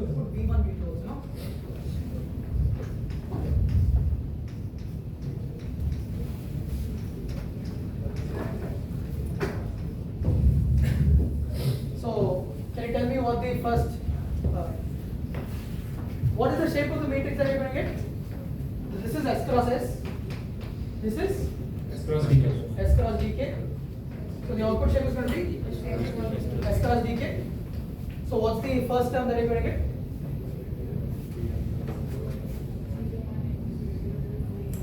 It's going to be a weighted sum, right? Yeah, so it's going to be 0.1 times v1 plus 0.2 times v2, 0.3 times v3 plus 0.4 times v4. This is going to be our output. Sorry for the bad handwriting, but yeah, this is going to be our output. Suppose O of 1. Similarly, whatever probabilities are here, you're going to multiply them like this, and you will get O of 2, O of 3, and O of 4. Now, what do you think this probability value has done, what kind of intuition do you get? So there were some probabilities like this word is very less attendant to this one, but it's more attendant to this one, and you multiply this with the value. You get any intuition? Do you have any ideas? Dot. Dot. Dot product. Similar. Dot product. I couldn't hear you. The same dot product. No, dot product is fine. I'm asking for some sort of intuition. Do you feel something is happening here? Like it changes the meaning of the word. Huh? It changes the meaning of the word. Yeah, you take a weighted mean of the representation of the each word which was in the value there. So each word had a value representation, and the final output representation is a weighted mean of all of these value representations. So you take some information from each word, but you have to give more importance to suppose this word. So here you're basically giving attention. So you're attending to words which are more important. This word is not very important, you're giving it 0.1 probability. This word is very important, you're giving it 0.4 probability. And you're taking a weighted mean. You're attending to each and every word, but you're attending, like you're giving focus to select words. Now that is what is happening. Now this is the gist of attention mechanism. You get an output matrix after this, and you can do a lot of stuff. So this is a summary. You have input emittings, you have keys, queries, values. You basically, for each token, compare the query with all the keys, take a QK transpose, and you take a softmax, and then you scale with the values. And then you get an output. This is the gist of the attention mechanism. Any questions? Any questions still? From the beginning till the end. Do you want an example to work through this? Huh? Okay, so we'll take like, do you want to come in? Like what? Actually, captain. Yeah, this. So, this is something that we had seen. Okay. In practice, in an actual model, very interestingly, somewhere in some, like take an LM, okay, one LM that we were studying, this value matrix, and there's an output matrix after this, okay, just so there are two matrices. This final output is sequence linked cross DK, right? Now DK has to be projected back to D so that it can continue the rest of the projection. So there's one more output matrix, okay.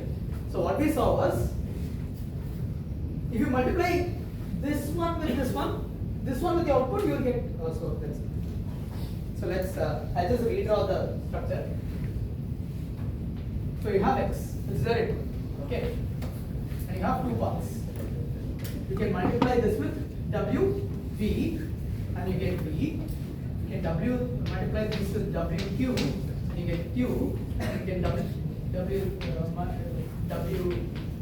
K, and you get K, okay? And you're taking Q, K transpose, and then you're converting this into a soft, you're taking probabilities, and you're getting some attention weights, and now you're getting V, and you're taking a weighted sum of these attention weights, right? So you are combining this here, you're taking alpha ij, Vj, and then you are multiplying output, right? Some W4, and you're getting alpha ij, Vj, W4, okay? So you have got that projection also. What I'm saying is, this part, you can write alpha ij, Xj into WV, W4, correct? Right? Everyone follow so far? So I'm giving you one information that we saw one layer in the model in Gemma. It's a model like ChatGPT and all, LLM, where if you give the country, okay, suppose I give Afghanistan as the word, and I multiply it with WV, I get the vector for Kabul. If I give Washington, I get the output for US. If I give capital of India, you give say India, you will get Indians, blah blah blah blah. Somewhere you will get Delhi also. Interestingly, what this matrix is doing, W like V to O, what this matrix is doing is it's rotating the country's embedding to its capital's embedding. Okay, and this is something we experimentally saw. I was like playing around with the model, I was just giving it different words, and I saw this matrix is doing this specific rotation.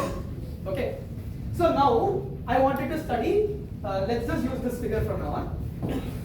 Our question was, how do you, when you say what is the capital of India? Okay, my question is, what is the capital of India? Okay, and it has to give Delhi as the answer. Delhi is supposed to be the answer that comes up. Okay, so to do that, I know that I have one matrix that is rotating India to Delhi.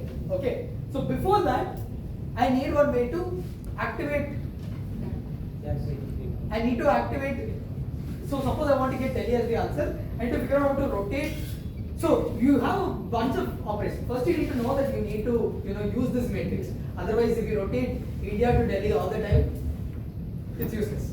Okay. So now somehow you need to, in some earlier layer, you need to attend to capital. So for that you use this thing and you do some magic, and somehow you change the weight such that this final rotation matrix is activated.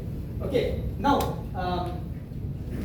now what you need to do? Suppose this matrix rotates India to Delhi, but that is not useful if it comes here, right? It needs. Oh, sorry, no, it is. Sorry, my bad. So this is the. So finally, you are going to get Delhi as the answer, right? So you have this matrix. So now let us see. You get vectors x1, x2, x3, x4, x5, x6. Okay. So now you know that this matrix X is that rotates. Okay. So now, can you tell me what will happen if I go here? I get K1, K2, K3, K1, K2, K3. I take dot product. So if I have to get Delhi as the answer, which part of this intermediate matrix should be highest? So if I take, I should get something like what?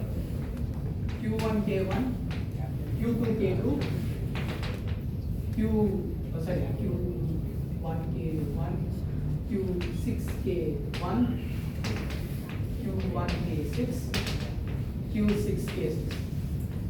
So if I want Delhi as the answer, as the actual answer, and I know that there is a matrix that rotates India to Delhi, which attention weight should be maximum? Huh? Q4, K6. Q6, K6. Oh no, that is not entirely right. So think about this. You are doing alpha ij x j wq, sorry, we wo. wo is rotating India to Delhi. Right, India and Delhi are in the same position. So which alpha should be maximum? Can you tell it by again? Q6, K4. Q6, K4. Oh no, it's 6. Will be India itself, right? Think about it. The India position is already being rotated to Delhi. So only if it attends to India itself, you will get the correct answer. Q6, K6. Huh? Yeah, Q6, K6. Q6, K6 is what you need to be maximum. But you still need capital, right? Yeah, so that is like, so this comes quite later on. So I'm saying, So yeah. you are not doing this, right? Like the weights that capital gives, like. Exactly. So yeah, now your question is, how did it know that it had to rotate Delhi to capital? Yeah. For that, So you have multiple layers. yeah, you have multiple layers. No, this is like far down the model. It's like they're like 80% through the model. So the thing is, like in the first 60%, 80%, it has figured out that the task is to predict the capital and has somehow done some way to activate this particular attention head that is able to rotate country to capital. So that job is already done. I'm saying now that job is already done, which attention should be highest, and that is itself. Okay, please. Does that make sense?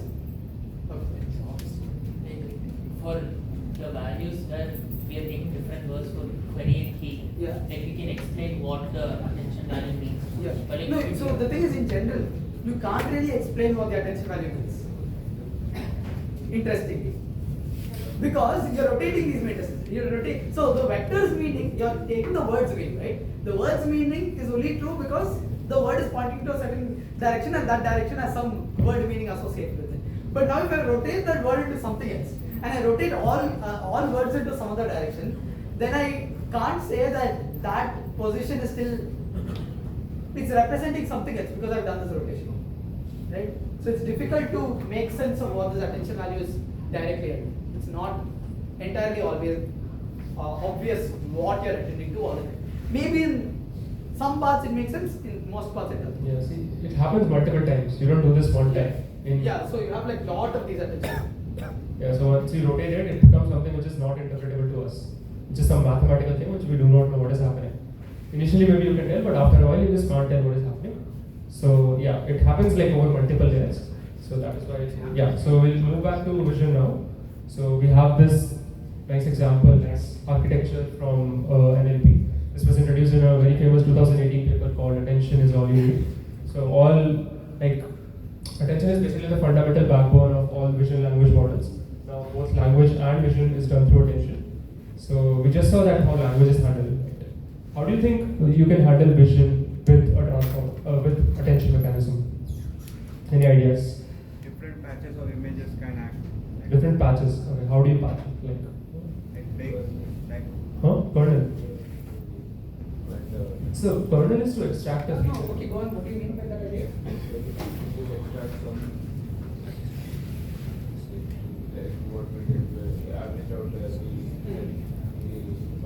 But that's not going to give you a pass, no? That's going to give you the entire attention. So do you think about it? So okay, wait. Before that, why do you want patches? Essentially, that is what attention is like. Focusing on different parts of the image. Like Yeah. what we did for the So body. basically, even before that, for attention to work, you need vectors, right? But you are starting out with an image. How do you convert image into a bunch of vectors? For words, you have words are discrete. You can just convert them into vectors. But how will you convert an image into a vector is the question. Now he proposes taking the patch. Now what will a patch enable you to do? So if you have a patch, you can. Yeah, you're going in the right direction. You're going the right. Tell me the rest. Flatten the image to a single. You can flatten the image patch with one-dimensional vector. Correct, exactly. Yeah. Flatten the patch into a one-dimensional vector. Yeah. Okay. So Yeah. you flatten it into a one-dimensional vector. So what we have is something called a vision transformer. So it is the modern way how AI models see. We'll go through it step by step. So vision transformer, first thing you do is you divide the image into patches. So the common norm is dividing into 16 cross 16 patches, which was introduced first in the paper. So you divide whatever input image you have into a lot of patches. After that, what you do is you flatten the patches. So it's, suppose the patch has h into w, the vector size will become now hw. Correct? So you flatten the patch, you get a 1D thing. Now this 1D thing, you linearly project. Now this is something very similar to what you did with vector embeddings. Now each patch will have some pixel values. That 1D thing, you have a learnable linear projection. You project it to latent space, which basically stores how similar images are. Now again, this is not something which is interpretable directly to humans because it is in a very high dimensional space and it's like pixel values. But it is something that is learned. Now you have the patches, you flatten it, you have made this into hidden vectors. Now you treat all these patches as a sequence of vectors. Now it is very, very similar to what you did in language. Now you have a sequence of vectors. You can just put the self-protection mechanism and get output through an MLP, which is basically a neural network. So you do self-protection mechanism multiple times, the transformer, what is called, and then you get an MLP head in whatever task you were doing. Suppose in this case we were doing a classification, you get an output. So yeah, that is what the basic idea for VIT is. That is what vision transformer is. Yeah. Each patch has a three-dimensional tensor, right? Whereas, so do we like flatten it out into one dimension? Yes. So each channel will have one vector. Each channel has one vector. So we have three vectors. In See, it's different for different models, but in general, yeah, you will have 3 vectors per patch. Okay. Which you can. So which you can concatenate also. That is also there. Yeah, Yeah, you can so you can make it HWC also. That is also. No, flattening means you have some height, you have some weight, you basically, so you have 1, 2, 3, 4, 5, 6, 7, 8, right? This is a 2D matrix. Instead of writing it like this, you write it as 1, 2, 3, 4, 5, 6, 7, 8. This is what flattening is. So They write the pixel values in a one-dimensional form instead of a two-dimensional form. Okay? Very good question. How do you return spatial information of the image? You don't. That is the thing. So 1D it's kind of hard to do. You do something called positional embeddings to basically give each patch which position it was found. That is something you do. But yeah, in a general VID, What by positioning is like after that patch goes down and So did everyone catch this question? No? So the thing is, you saw that QK thing we showed, no? When you do QK, it doesn't matter which order the words come in. If I switch the order also, I'll get the same attention scores, I can add it together, the whole operation is identical. But in English or in an image, if I move my nose down and move my eyes somewhere else, the image is nonsensical. So his question is, how do I take care of positioning? Okay. yeah. So we do something called positional embedding. When we project it to the linear vector space, we have another function which basically adds another vector to it, which is the information of the position of the vector. Even in words, it's not a token. So you have suppose some vector v1 which you get from linearly projecting. You add another vector p1 to it. So it's v1 plus p1. Now the representation is v1 plus p1, where p1 contains the information of the position, where the token was from. So in language and in images you do that. But in general, in a vision transformer, you kind of lose, the local context that you have. So we're going to discuss that in some time. Very soon.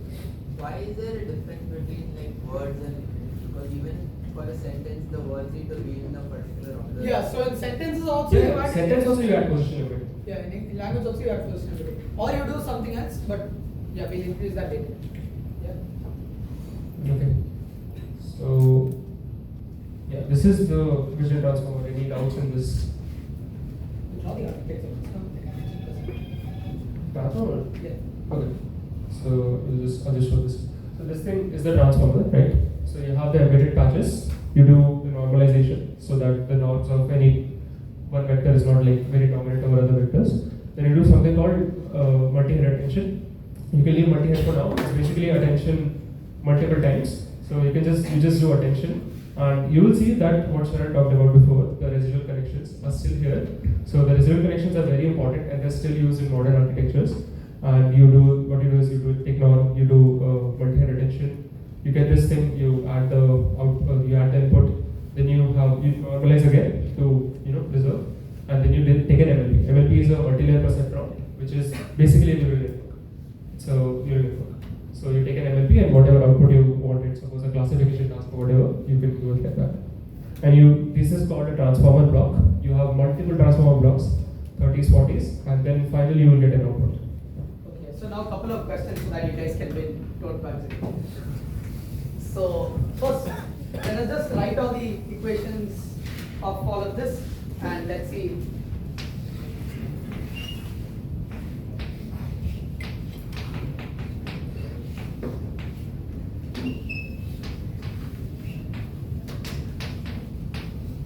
Okay, so this is sequence length S times E mod FD. Here you have 2 kb and then you get S times D being added here, and here it goes here. This MLP we didn't tell you what it is, so it is W of sigma of, so W2 of W1 of X plus B plus B1 plus B2. Okay, so it's like a standard MLP. You have hidden layer, you have the input layer, you have one hidden layer, and you have one output layer. Okay, that's the MLP. So if I want to mix information across a sequence, which layer is useful? Attention. And attention. That is true. Who will answer? Okay. Actually, now if I want, so now you have 2 parts, right? You have mixing information across the sequence length. If I have to mix information across D, the embedding, the vector, if I have to mix information between the parts of the vector, which layer helps me to do it? MLP, but is it only MLP? Why both? He told both, but why both? Can you tell me please? residual connections. Residual connections, okay, that is not the exact reason. So my claim is that attention and MLP help you to mix across the D dimension, mix information across D dimension. So can you tell me why, how? So attention. Huh? The non-linearity is there in MLP. In attention, our equation was summation over J, X, J. Yeah, there is no non-linearity. There is non-linearity in AI, but there is no non-linearity here. But can you tell me, how is the attention being able to mix information across channel dimension? In attention, we only like mix information across like between words, like No, between tokens. you mix information between words and across channel dimension. How are you mixing across channel dimension is the question.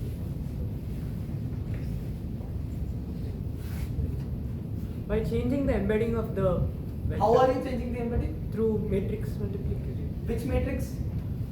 Query. Not query matrix. Value. The value matrix. Yeah, the Because- value and then the output matrix. The value and output matrix. So what is this? So that is like convention issues. I will rewrite this match convention.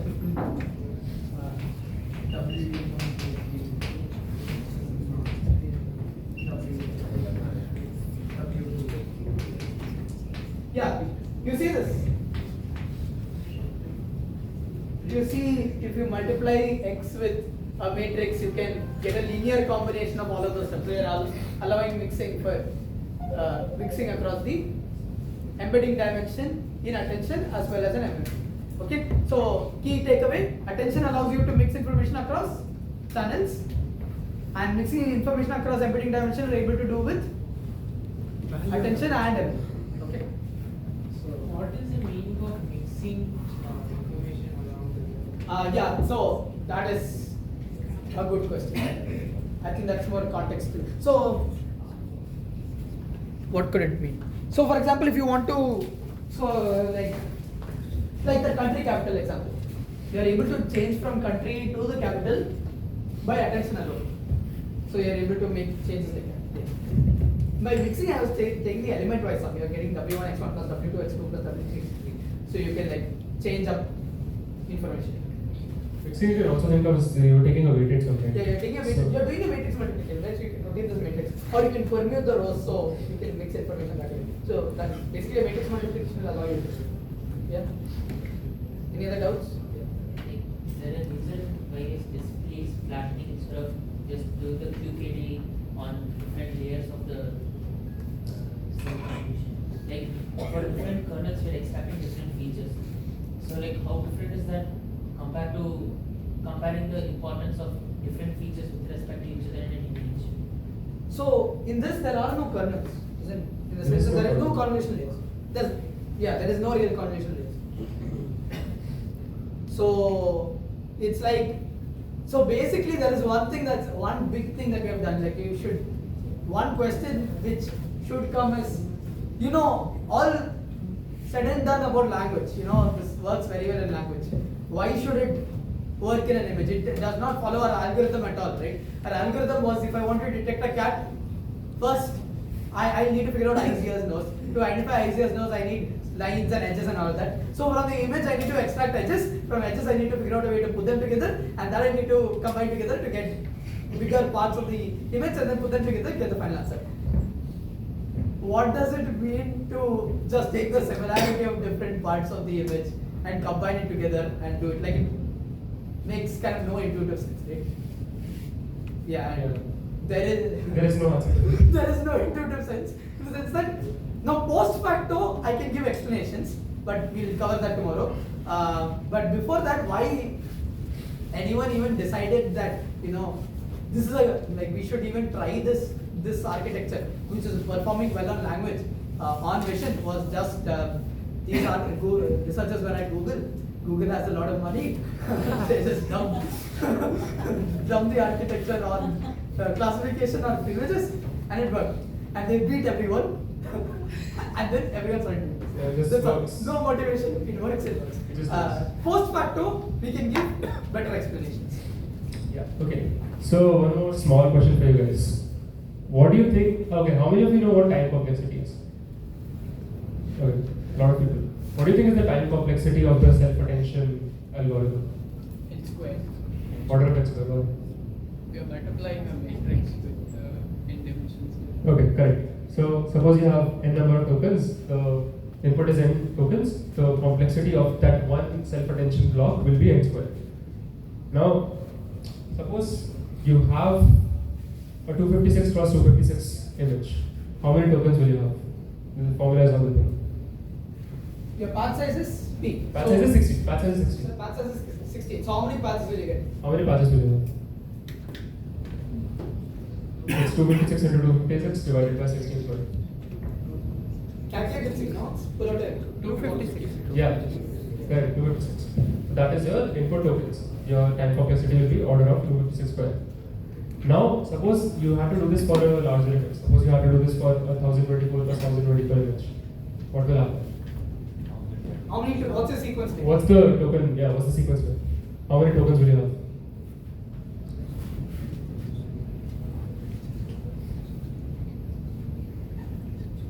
So 2 power 10 by 2 power 4, 2 power 10 by 2 power 4.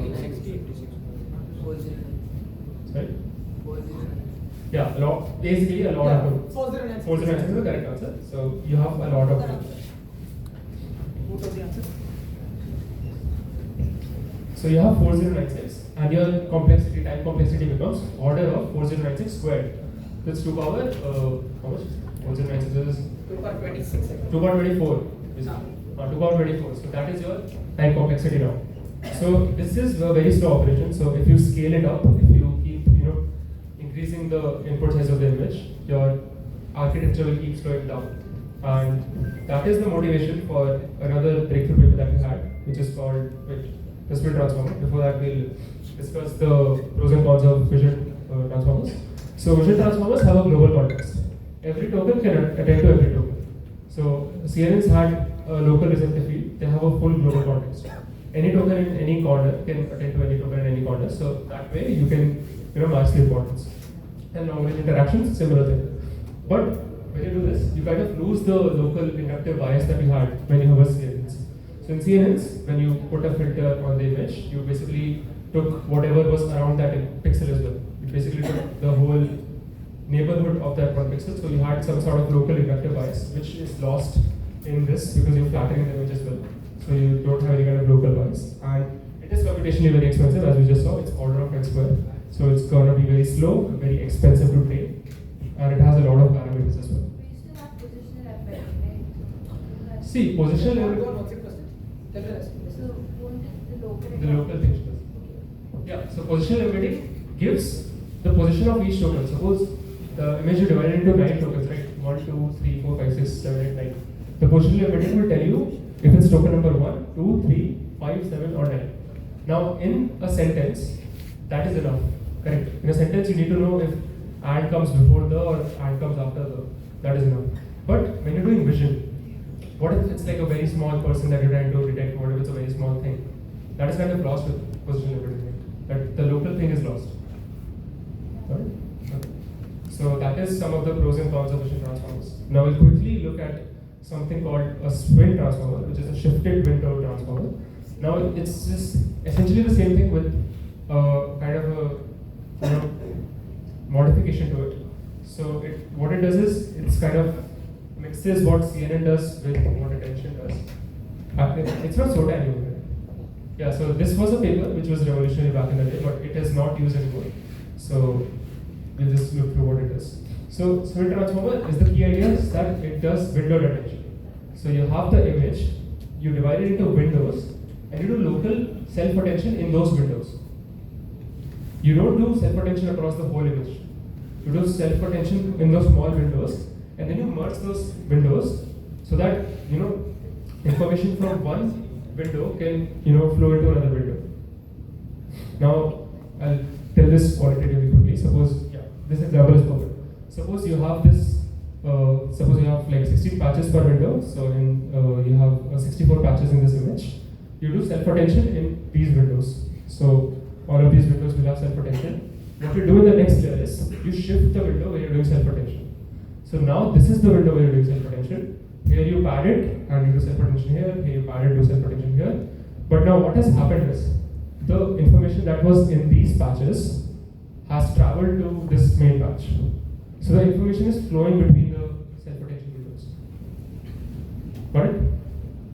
Does this idea of patching connect to anything we saw in CNNs? What is the motivation for doing this from CNNs?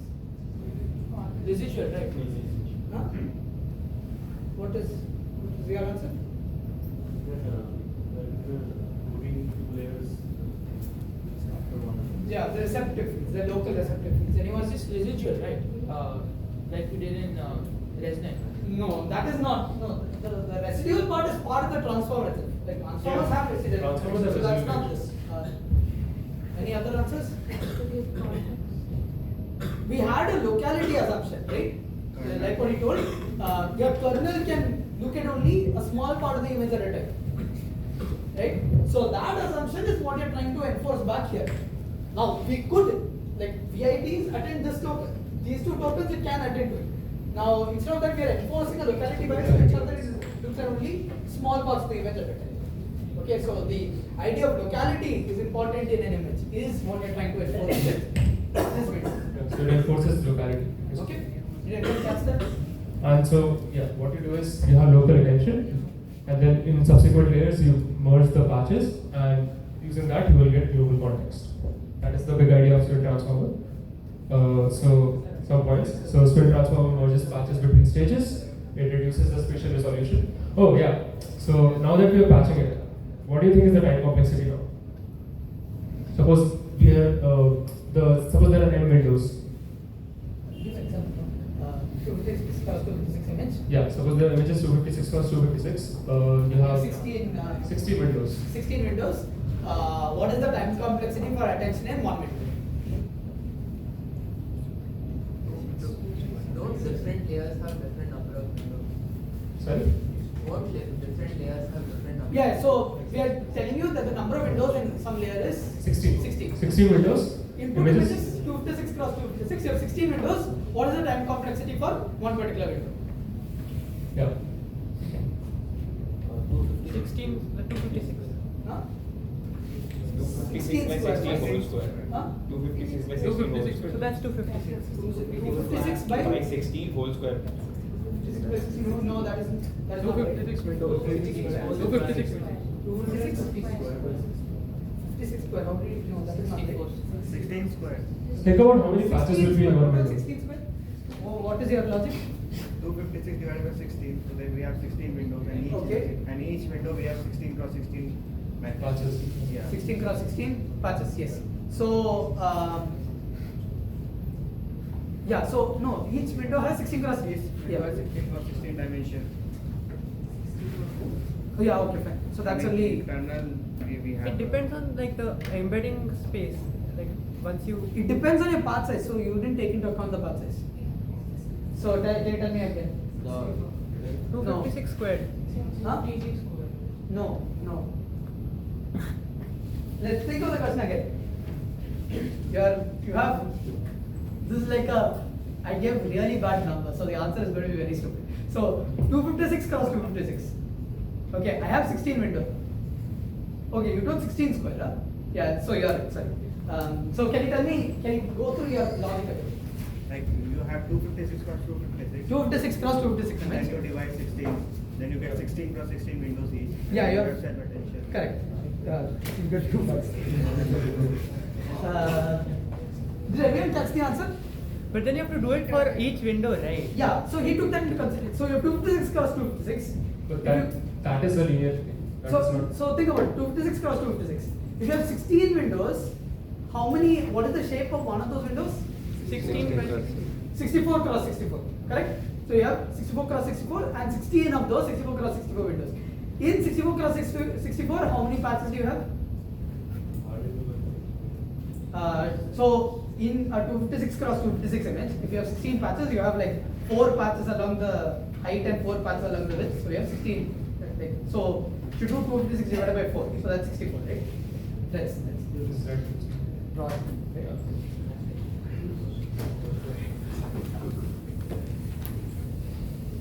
So you have 256 16 patches.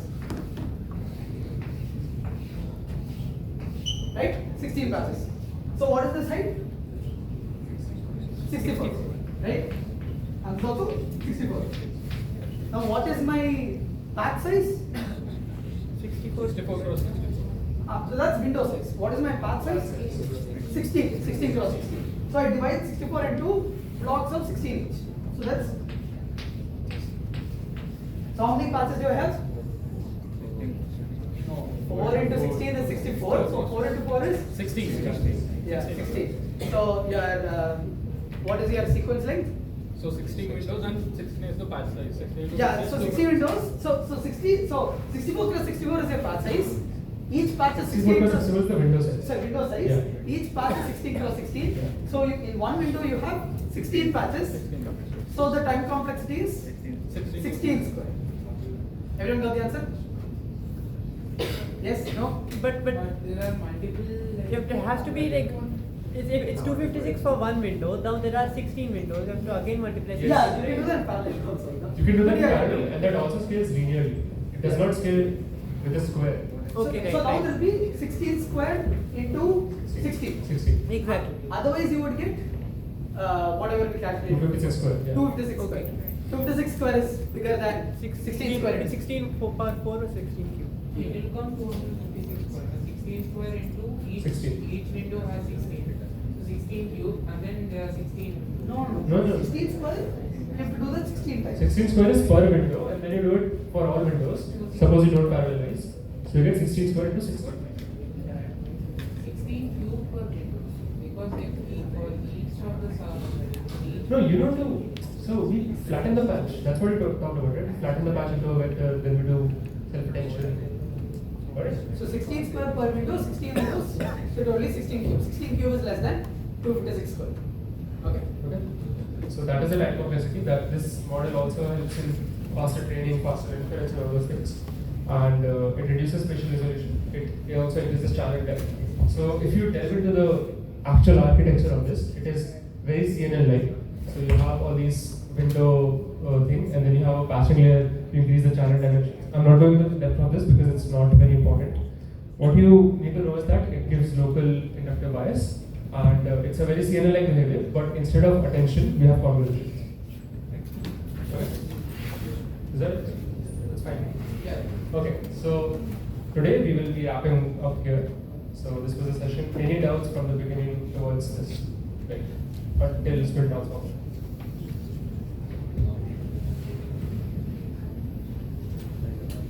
Could you give like you said you'd give a post facto like reasoning about why the vision transformer works? Okay, so yeah, so you can suppose I train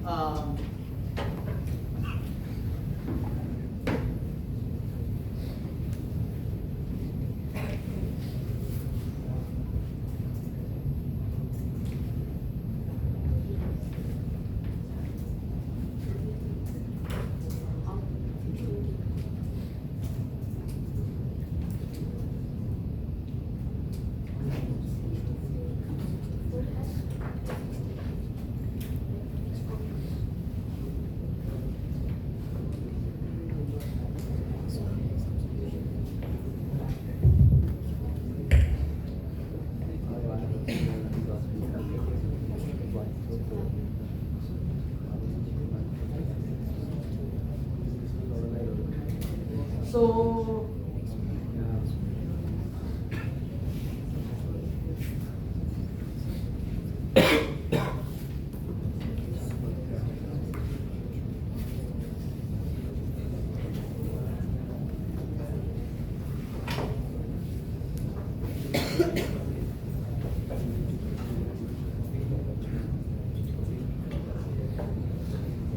okay, fine. This is I don't see any good visualization. But basically, yesterday there was a question about. I'll answer this also. There's a question about whether we can do dynamic convolution, change the kernel on the fly, and operations like that. The main thing is the set of operations that attention can do is a superset of the set of operations convolution can do. In some sense, any mapping that a convolution layer can done an attention layer can also learn. Okay. And in practice, when you train it, you see that the initial layers of a VIT perform exactly the same operations that a standard convolutional layer would have done. So in some sense, Google had money, Google researchers dumped this model, got something. Then you look back at how it's doing it, and you realize that the first few attention layers are doing almost the same thing only, it's doing convolution only, and the later attention layers are doing something fancier. So the first few attention layers, so the thing is, attention is a superset of all operations that a convolution can learn, so it learns a mapping identical to what a convolution was. And in this scenario, you can also do, hypothetically, you can do dynamic convolution, change the kernel on the fly depending on the image that you have. Things like that also you can sort out with attention. A proof for that is that paper that I pulled up, but yeah, if you are really into, we can take you Proof that attention is a superset of convolution. No, this is the paper. On the relationship between self-attention and convolutional layers. That is the name of the paper. And that they give a proof for showing that attention is a any operation. What is that?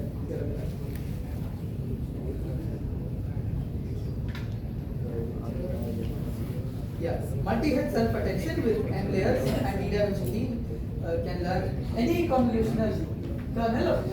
So that's that here. So basically, attention can learn any mapping that a convolutional layer can under some certain conditions. So that is the post-facto explanation. Some sense the transformer learns to do convolution just because it's a useful thing.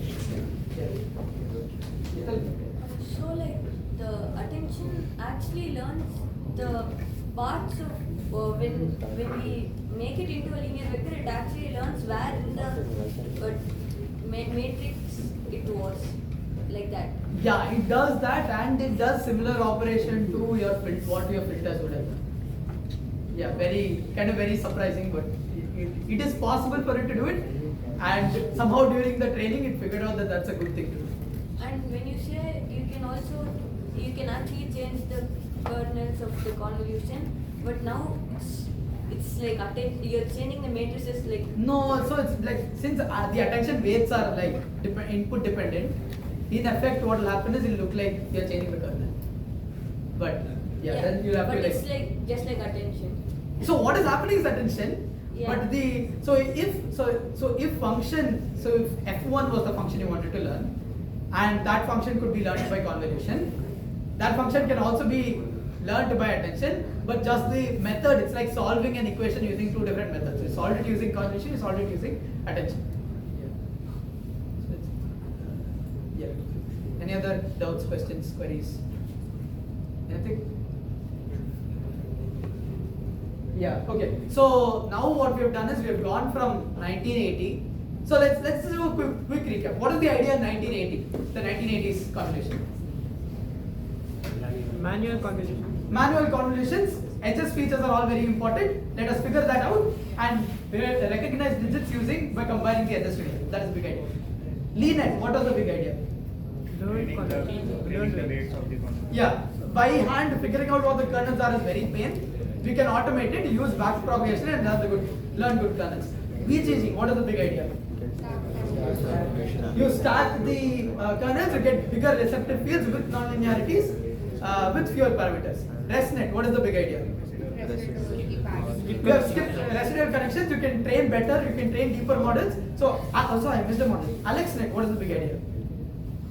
You can like deep convolution. Deep convolution, bigger model better. Okay, bigger model better. Then VGG stack, you can go even bigger.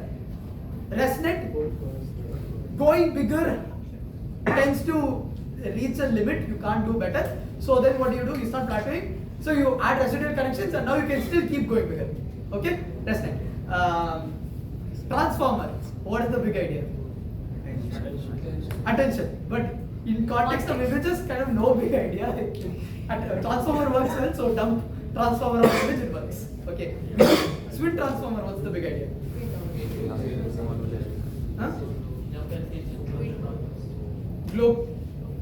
But you're reinforcing local bias.